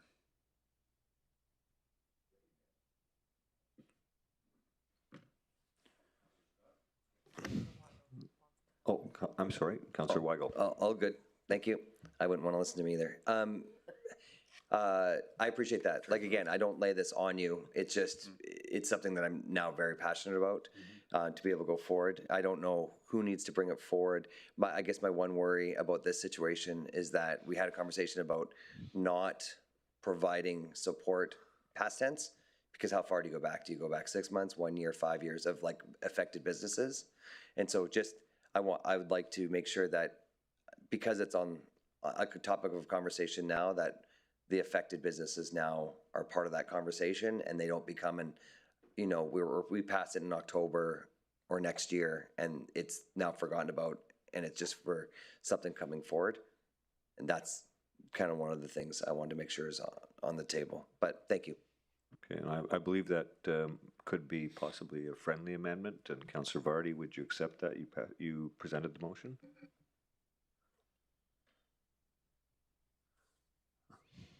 Thank you, Deputy Mayor. For clarity, is it just around engaging the impacted businesses, or are we also talking about a financial assistance program for impacted businesses? Because both conversations have...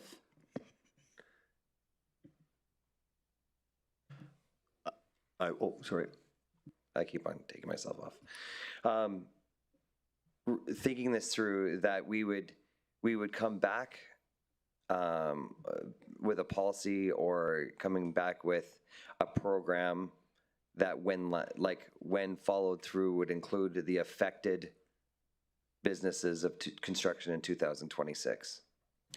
Can I chime in on that just for 2 seconds? I know the city of Edmonton has been working on something since 2024. It's called developing a financial loss during major construction project policy to support business experience revenue loss. While this is not yet finalized, this policy provides and designs assistance to business impacted by long-term city-led construction projects with proposals including potential grants and/or tax relief. Can I work with administration on doing some research on these policies that may exist elsewhere and then bring it back to council? Absolutely. Thank you, CAO.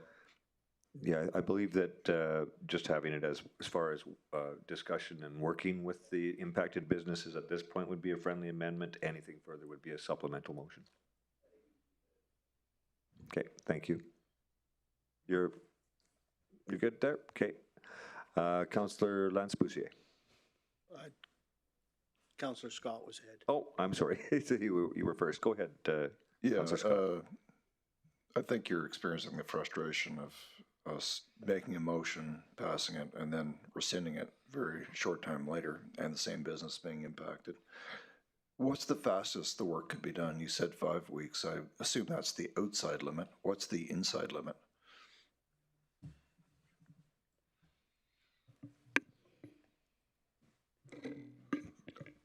Through the chair, a little gun shy, to be honest, to give a response to that. So I'd have to come back to council on that statement, because I'd want to have my partners and the contractor there to speak to it. I mean, when we looked at this, we looked at all avenues. I mean, we looked at night shift. We looked at things that we can expedite it as fast as possible. So to suggest that it's going to be significantly different, I wouldn't suggest it would be. But I don't want to speak unless I speak to the contractor first. Okay, Councillor Lance-Boussier. Yeah, thank you. Through the chair. So Ellie, just confirm, there will be access to Sarika's restaurant. There's obviously going to be an inconvenience for a while to get there, but there will be a road opening to get to her restaurant, correct? 100%. There will be access to the restaurant at all times. At all times. Okay, thank you. Okay, last call. Any other comments, questions on this motion? Then I will call for the vote now. Online, Councillor Marcel.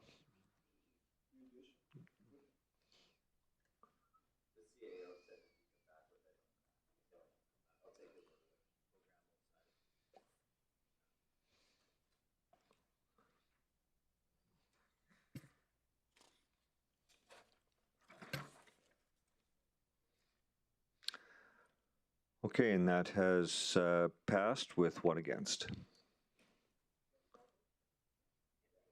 Okay, and next we will have a report on rural water and sewer servicing 2026 update, and again, would like to invite the project delivery and facility services to introduce this report. Needing no introduction, you can just go ahead and start when you're ready, Elliot.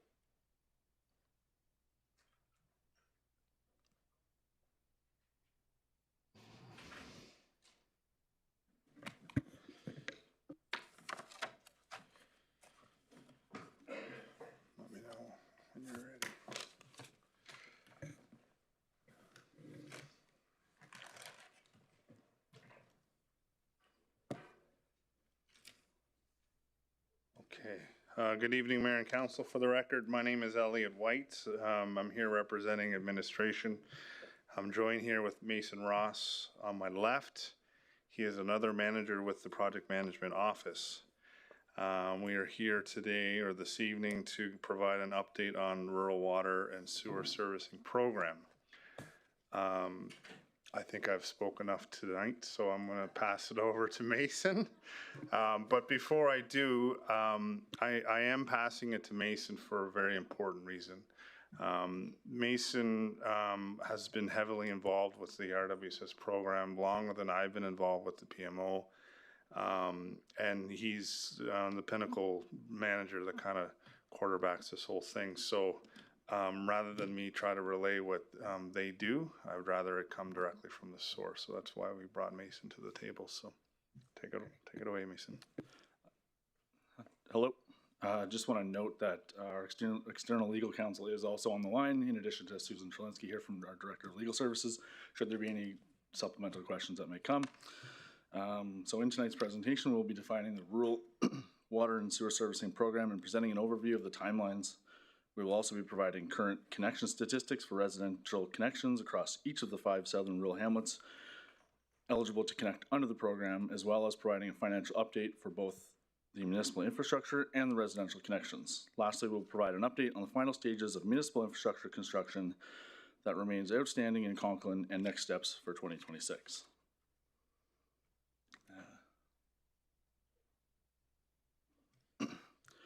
From the 1995 amalgamation, there was a memorandum of understanding between the City of Fort McMurray and Improvement District 143, formerly known as Improvement District 18, where it was agreed that as part of the forming of the municipality of Wood Buffalo, that the municipality would work to provide similar or equivalent services to residents living in all of the designated hamlets.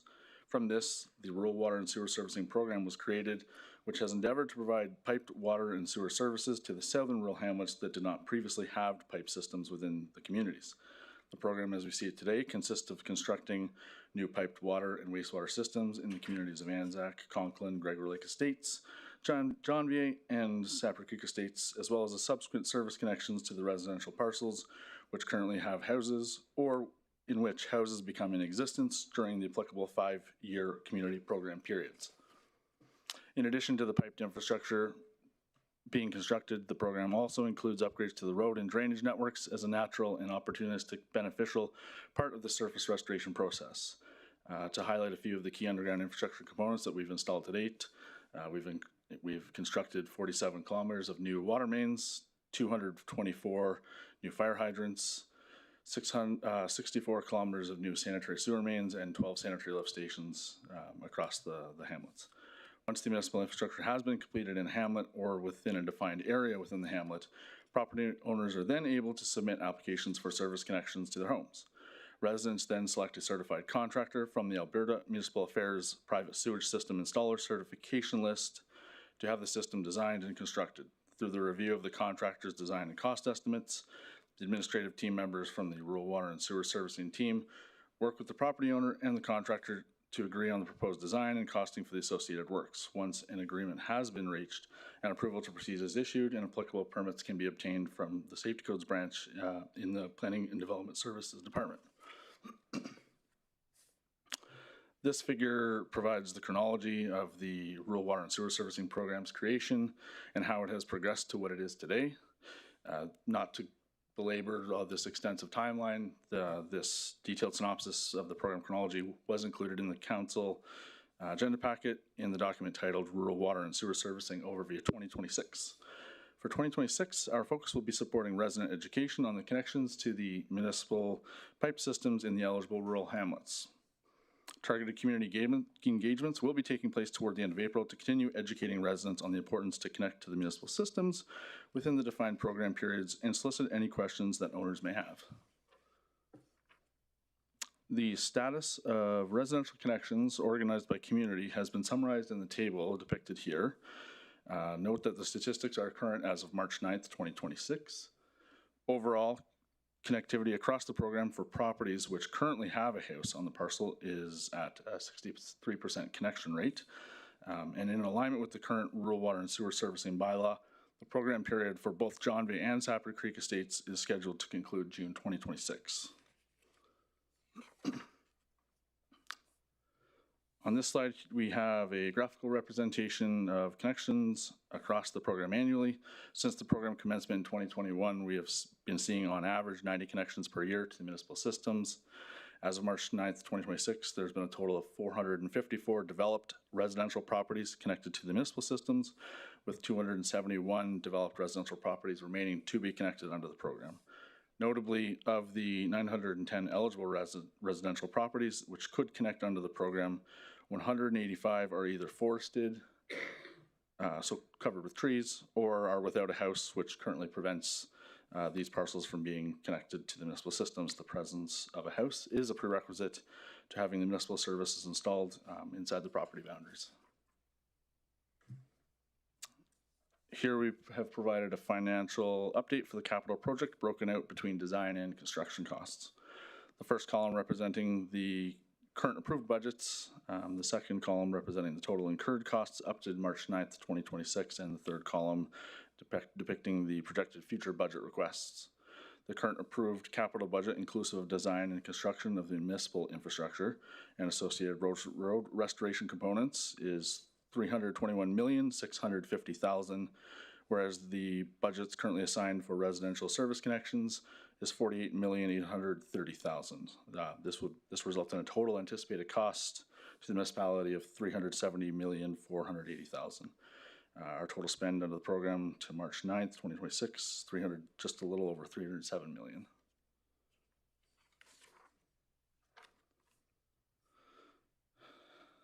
Throughout the program, there have been 5 grants received, totaling $160,464,120 to support the program's delivery, as well as a $5 million contribution received from Indigenous Services Canada via the Fort McMurray 468, in which it supported the construction of a sanitary force main that links Gregor Lake Estates, Fort McMurray 468 First Nation, and the Anzac communities with the receiving lagoon located in Anzac.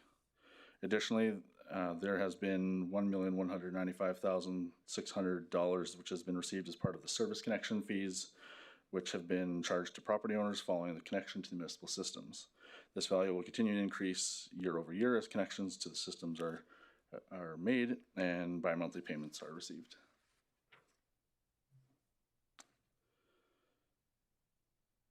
Conklin remains the only community in which municipal infrastructure is not fully completed. The map provided here highlights the current status of municipal infrastructure for the Conklin hamlet. The green area reflects the previous contracts areas which are ready for property owners to connect. The pink area represents the Contract 5, which is expected to commence construction in April 2026 with a targeted completion by end of Q4 2026. And then subsequently the purple area representing Contract 6, which is currently on hold while we are working with the Conklin community members to navigate the Historical Resource Act requirements to address further archaeological investigations of the unmarked burial sites located immediately south of the cemetery. Next steps. The project team will continue working on completion of the remaining municipal infrastructure across Conklin that will allow the final hamlet areas to be opened for connection. Additionally, the Rural Water Sewer Servicing administrative team will continue to support homeowners through the application and connection processes while also conducting targeted community engagement sessions across the southern hamlets. At the completion of the program in each area, the municipality will be shifting from capital projects to ongoing operations, which will include routine operation and maintenance of the water and sewer systems. And with the conclusion of the Rural Water Sewer Servicing program, connection periods for John B. and Sapper Creek Estates set for June 2026. Municipal water deliveries and sewage collection services by the municipality are expected to conclude, which would then see any residents which have not yet connected to the pipe systems taking on the responsibility of scheduling those services. We'll be working with the water billing and rural operation teams to communicate and coordinate these changes so residents are aware in advance of those changes occurring. This would conclude the presentation, and we would be happy to answer any questions you may have. Thank you for your presentation, Mason. We'll have some questions of council. I've got Councillor Van de Kastian. Thank you, Deputy Mayor Mason Elliott. Thank you for the presentation. With regards to the unmarked graves in Conklin, you had said you were working with community. Are we working with community? Because last I heard it was we got approval from Government Department A, asterisk, talk to Government Department B. Through the chair to Councillor Van de Kastian, as part of our Historical Resources Act response we received back from the government, it did indicate coordination with the Conklin Resource Development Advisory Committee and community members as we advance those further archaeological investigations. I had a conversation with their CEO, Scott Duguid, last week, advising him if that's the status of where we're at, and we're just currently in the process of procuring the next stages of those archaeological services with our archaeological consultants scheduled to take place this coming summer. Okay, great to hear. We're moving forward with that. With the percent of development numbers, so percent developed connected, that's properties that have a house on them eligible, that's where that number's coming from? Through the chair, to the question, yes, that'd be correct. Okay, so to Janvier, we're at 48%, program ends in June. Do we, well, actually for Janvier, Anzac, Conklin, and GLE, I guess all three of them, let's go with it. Do we have a number of applications that are in process or under review to kind of gauge where that number, that's completed? Do we have a backlog of waiting for approval?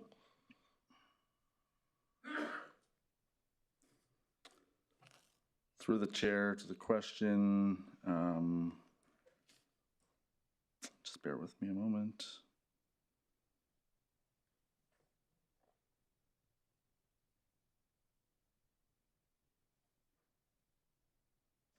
I do not have statistics that would tell me anything that's pending.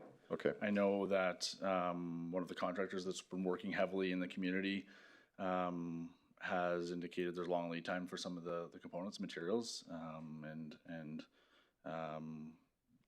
at the tail end of last season, that was kind of hindrance to them advancing and finalizing some of their work activities.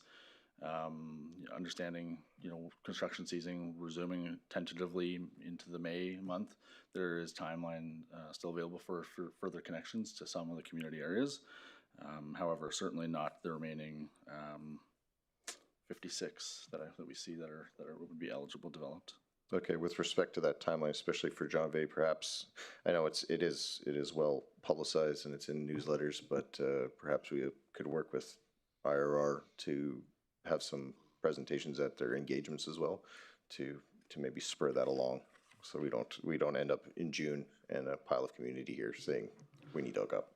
I would like to note through the chair, we had worked with our communications partners, so strategic communications. There have been radio ads on the CFWE radio station, sorry, advising residents, particularly into those southern rural hamlets that would typically frequent that radio station, to get that word out.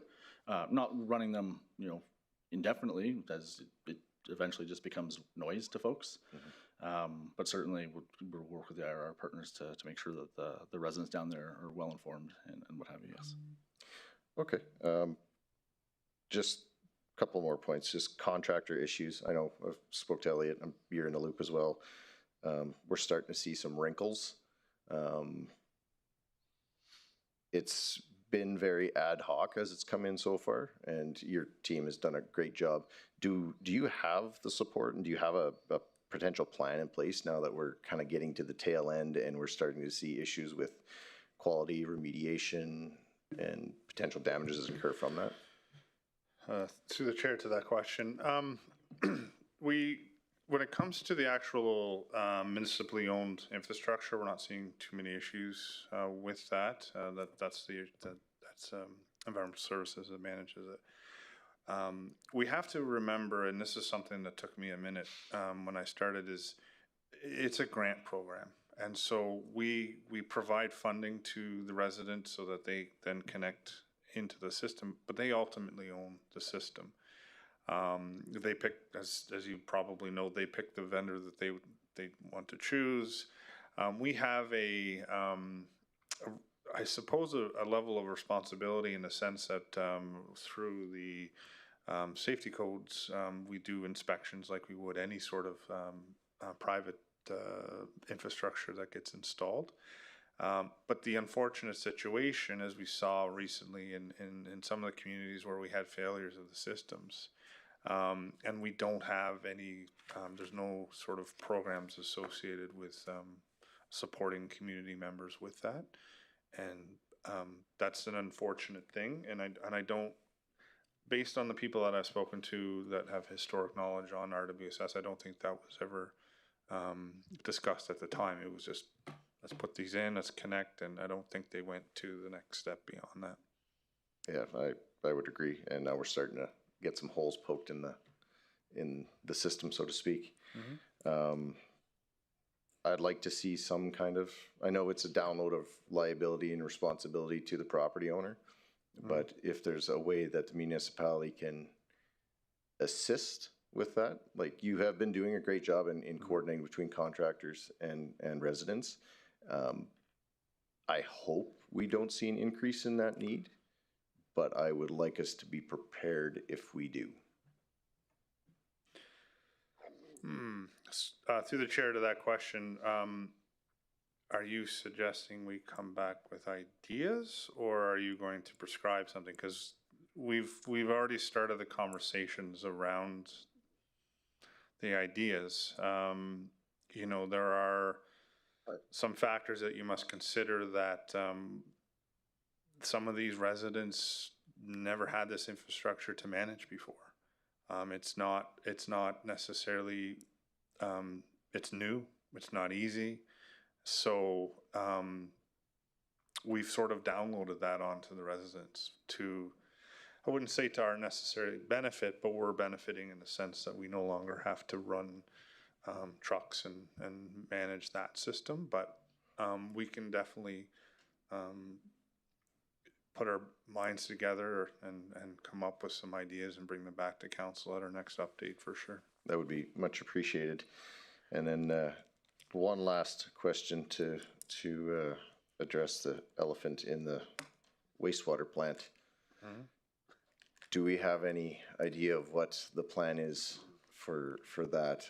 I've heard some numbers go around of it could cost X to repurpose and X to demolish. I understand we're using part of it now till the lagoon's complete, but through the chair to that question, I know white elephant is used a lot. I even heard of Callowit. The Callowit had the same issue with their wastewater plant as well. With that particular facility, I mean, for the sake of engineers in general, there was a plan in place at the time, and the community changed, the whole community region changed in terms of population growth and everything else. Having said all that, we are using that facility, and like you said, there's a plan to, once that and the Anzac once the Anzac Lagoon is finished, we can sort of divest ourselves of that asset. We don't have a plan, unless Mason's going to turn his light on and tell me otherwise. We don't necessarily have a written plan that's approved by council to say we're doing X, we're doing Y with that facility. So that's our next step. So we have about another construction year on the Anzac Lagoon. So there's a bit of time to determine what we want to do. Unfortunately, there's not a lot of residual value in wastewater parts and mechanics and all that sort of stuff for whatever reason. So, is there potential? I know we're getting a little bit down the line. Is there potential to not necessarily use the inside, but use the box that is around, like the building envelope itself? Through the chair, anything's possible. So we won't look at all options. I like it. Thank you, Elliot. Thank you, Mason. Thanks. If I could just add a clarifying point through the chair, the interim use of the headworks building at the wastewater plant was used while we constructed phase 1 of the Anzac Lagoon. When phase 1 was completed, we'd since concluded using the headworks building. UGS is currently, so our underground services branch of environmental services, is currently in the process of looking to decommission that connection. So the headworks and the wastewater plant, as it stands today, is not used in any capacity any further. It was used in a supporting mechanism to allow connectivity for Anzac, probably about a year and a half earlier than what we otherwise could have, which has been great for all the residents that are eagerly awaiting connectivity. So just to clarify that point. Okay, thank you for that. Councillor Weigel. Thank you, Deputy Mayor. Through the chair, thank you for the presentation. I know you just explained this to my colleague. I guess I just didn't catch it. When I'm looking at the table for the residential connection statistics, what is the difference between eligible properties and developed properties? Through the chair to Councillor Weigel, all properties deemed zoned residential, so in Sapper Creek First Estates, country residential, I think it is, or not country residential, but anyways, the residential purposes in Sapper. Yeah. If a property is zoned residential, but there's no currently home today, it's eligible, but it can't connect. So it still exists as a potential future funding source. Now, should you construct a home on that vacant parcel where there's no home throughout the program period, so within the 4 or 5 year program window, it would become eligible to connect at that point, in which case then the statistics would kind of flip and we'd see the developed percentage numbers, I guess, adjust and the developed increase. So in communities such as John Bay, where there is a high vacancy, treed lots or just no properties, it would tell a story of very low connectivity. Of all parcels in John Bay, 28% are connected. Right. However, 50% of them don't actually have homes or are treed, so it's not really a fair statistic for us to say that the program's not working, there's no uptick, because there's no home or there just never was a property or a home on the property at that point. Okay, and I might have missed something. So basically you're saying there's 298 residential properties in Sapri Creek, 262 of them have houses on them, and then so 36 are basically vacant. So we're calling them eligible, but they're not eligible because they don't have homes on them. And so we're just saying the possibility of putting this in was on 298 properties. Through the chair to Councilor Royal, that's correct. Okay, I don't know, I must have not understood the program, but I thought I was told multiple times that a new build did not qualify for this program because in a new build, you actually have to pay for this infrastructure yourself. Through the chair to Councilor Weigel, I wish I had the bylaw with me. Unfortunately, for whatever reason, it's in my other binder. However, you can tell me I'm wrong. There is an article within the bylaw that speaks to if a dwelling unit becomes in existence during the program period, then at that point, then it would become eligible. So if you build a new home today and if the program period is still open, it would effectively become eligible. Okay. In subsequent, the bylaw first reading that was on consent today, when it goes to second and third reading at the April 14th meeting, there is notions of changing the language to make it more explicit about at what stage would we be considering home construction, appreciating home construction could take 4 to 6 months. Yeah. And really the opportune time to be connecting the infrastructure for everybody's benefit is at foundation, right? So, right. So just as a note. To answer the chair to that statement in the conversation, yeah. If you're not aware of that or wasn't, maybe we need to explain that more to the residents because that incentivizes development within the rural area by suggesting, hey, if you own a vacant lot, let's get a piece, put a house on it, and then we can connect it. So that right. That especially allows, if it's just foundation. Especially if it's just foundation. That's what I understand it to be. So right. Yeah. Okay. Yeah, I'll get more information on that later, but I don't know how I missed that. I apologize. You were talking about the failure of infrastructure.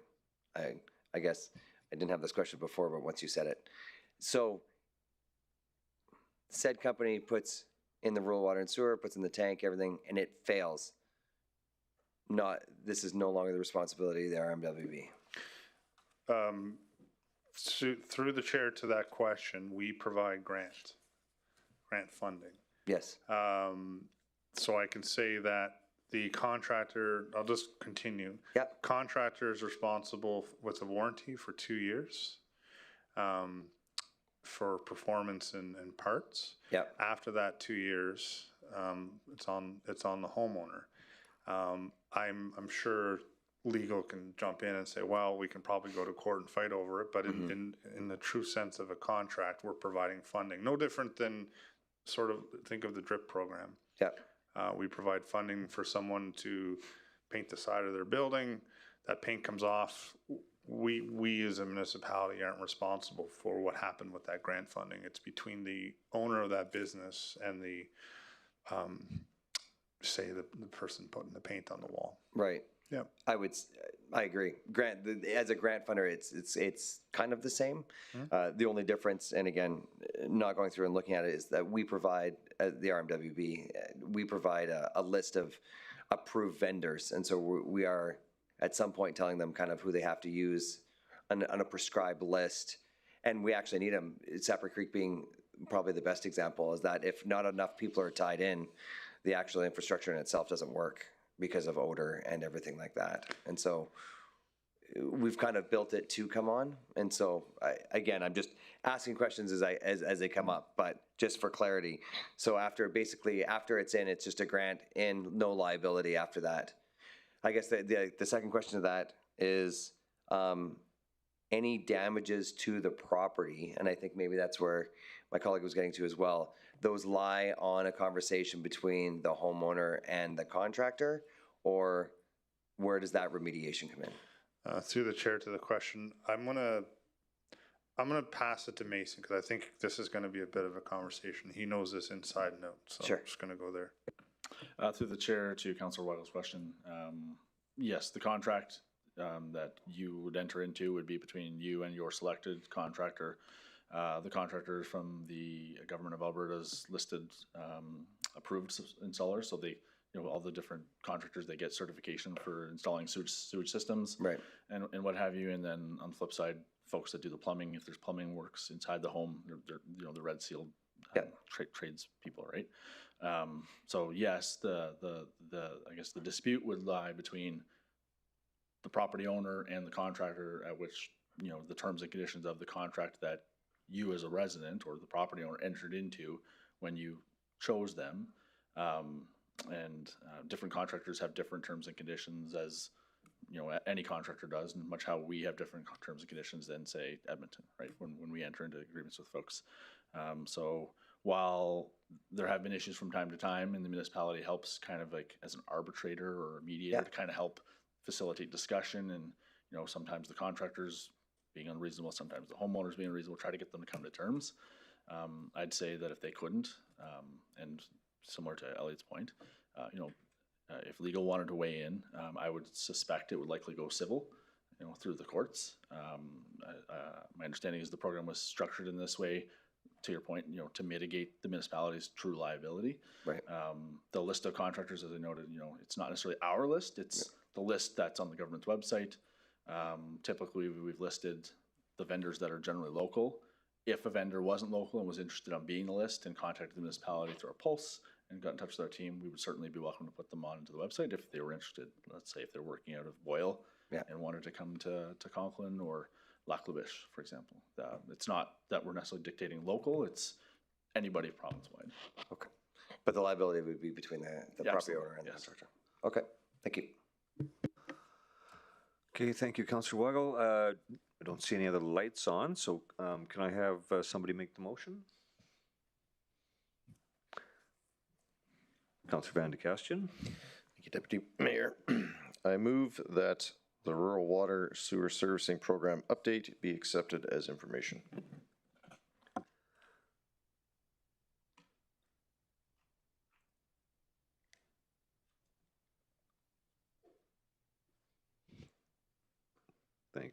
Thank you, Councillor Van de Kastian. I don't see a second yet. No. We're still on flood mitigation update.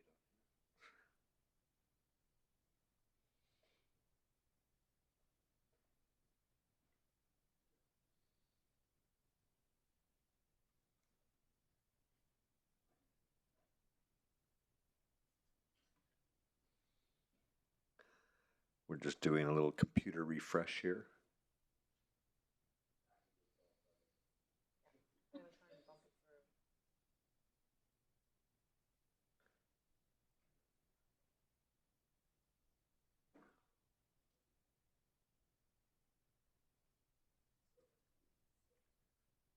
We're going to go by show of hands.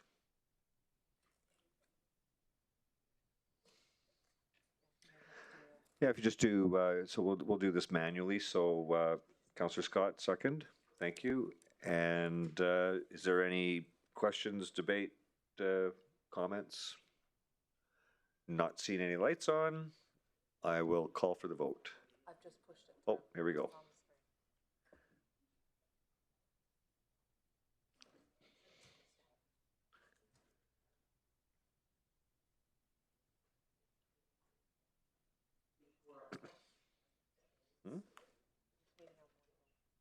Oh, and online, Councillor Marcel, in favor. And that passes unanimously. Thank you, colleagues. Now, next up, we have item 8.8, the 2025 Q4 capital budget update, or amendments, fiscal amendments. I'll call on the CFO to come present, please.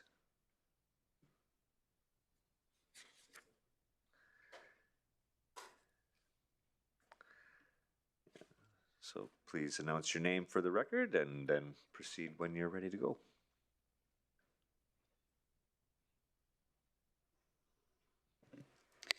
Good evening, Mayor and Council. For the record, my name is Lori Farquharson, Chief Financial Officer. The fourth quarter report for the 2025 fiscal amendments is provided for Council's information for adjustments made within the provisions of the Fiscal Responsibility Policy FIN 160. There were 2 capital projects amended in the fourth quarter.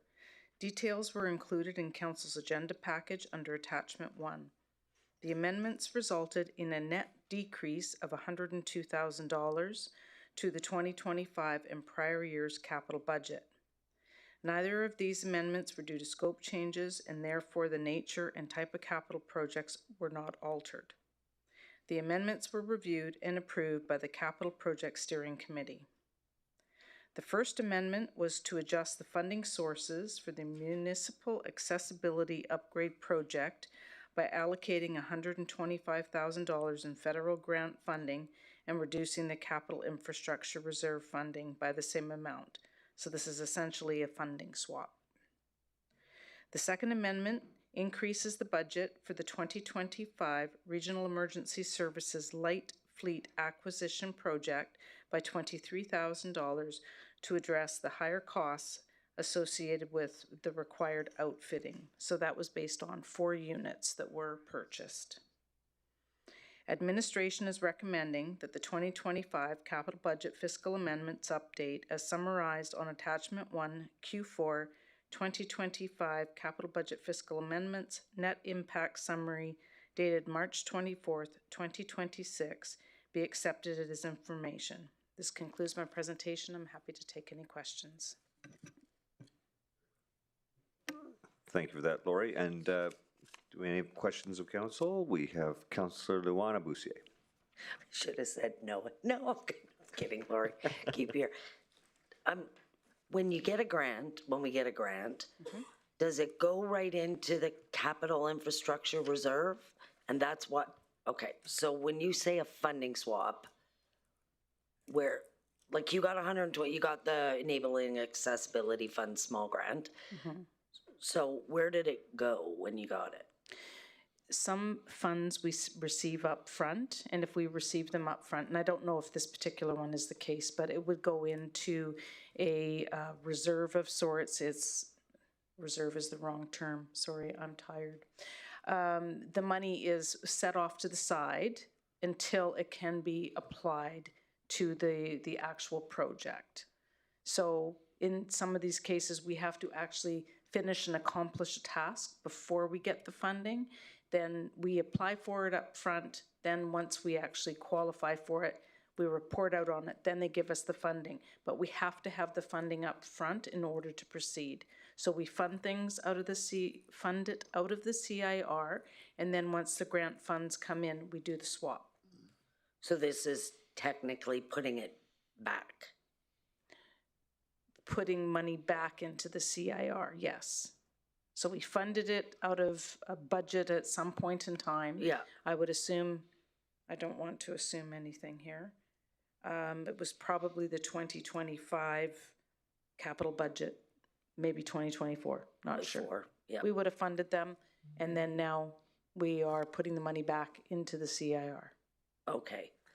And then my last question was, are you presenting a actual Q4 report to us? Through the chair to the Councillor Luana, yes, we will be. We're still working through final adjustments with the auditors. Okay, perfect. Thanks. That was it. That's all I wanted. Thank you. Councillor Lance Boussier. Yeah, thank you, Deputy Mayor. Mike, Lori, it says here on the machinery one, the light fleet, it says the purpose of the amendment is to increase the 2025 and prior budget by $23,000, which will be funded from fiscal savings. What exactly? Is that an account we have labeled as fiscal savings, or is that just 2 words we put together? Through the chair to Councillor Boussier, at the beginning of the year, there's a small percentage of the capital budget that we have set aside that we can use for any minor adjustments. And then as we go throughout the year, Well, it's very early in the year. If there's changes where there's funds left over, then it would sit within a contingency. Generally speaking, things come in and out of the CIR, but if it's small enough, like this 23,000, I can't remember what we did with this. Apologies. Well, because we have the savings, we would have funded it from the savings. Okay, so that's not a separate, well, it is a separate account, but the value fluctuates. And for clarity, through the chair, it's all within the CIR, but we have a spreadsheet that we track that allows us to work with a small amount of the CIR within the FIN 160 policy. okay, do we know what our CIR account balance is right now, just out of curiosity? Through the chair to Councillor Bussière, I do not know that. Okay. It fluctuates quite frequently. Okay, just might not have anything to do we know how much money we've pulled from emerging issues this year to date? What we pulled out of the account just through different? Through the chair to the question, we have a running total of all funds coming in and out of reserves. I just don't have access to that information right now. Okay, thank you. Okay, thank you for that. I'm not seeing any other questions or any lights on, so thank you for your presentation. And I'll ask a member of council to make the motion.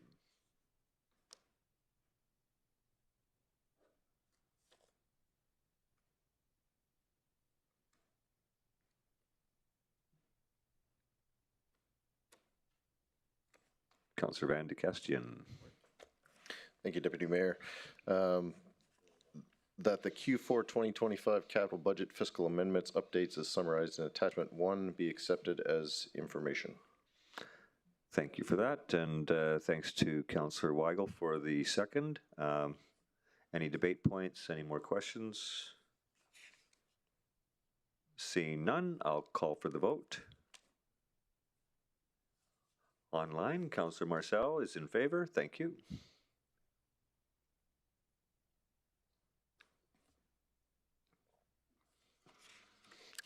And that passes unanimously. So moving on, item 9.1, considering that Councillor Kendrick Cardinal is not here this evening, if there are no objections of council, I would recommend that we defer this to the April 14th meeting.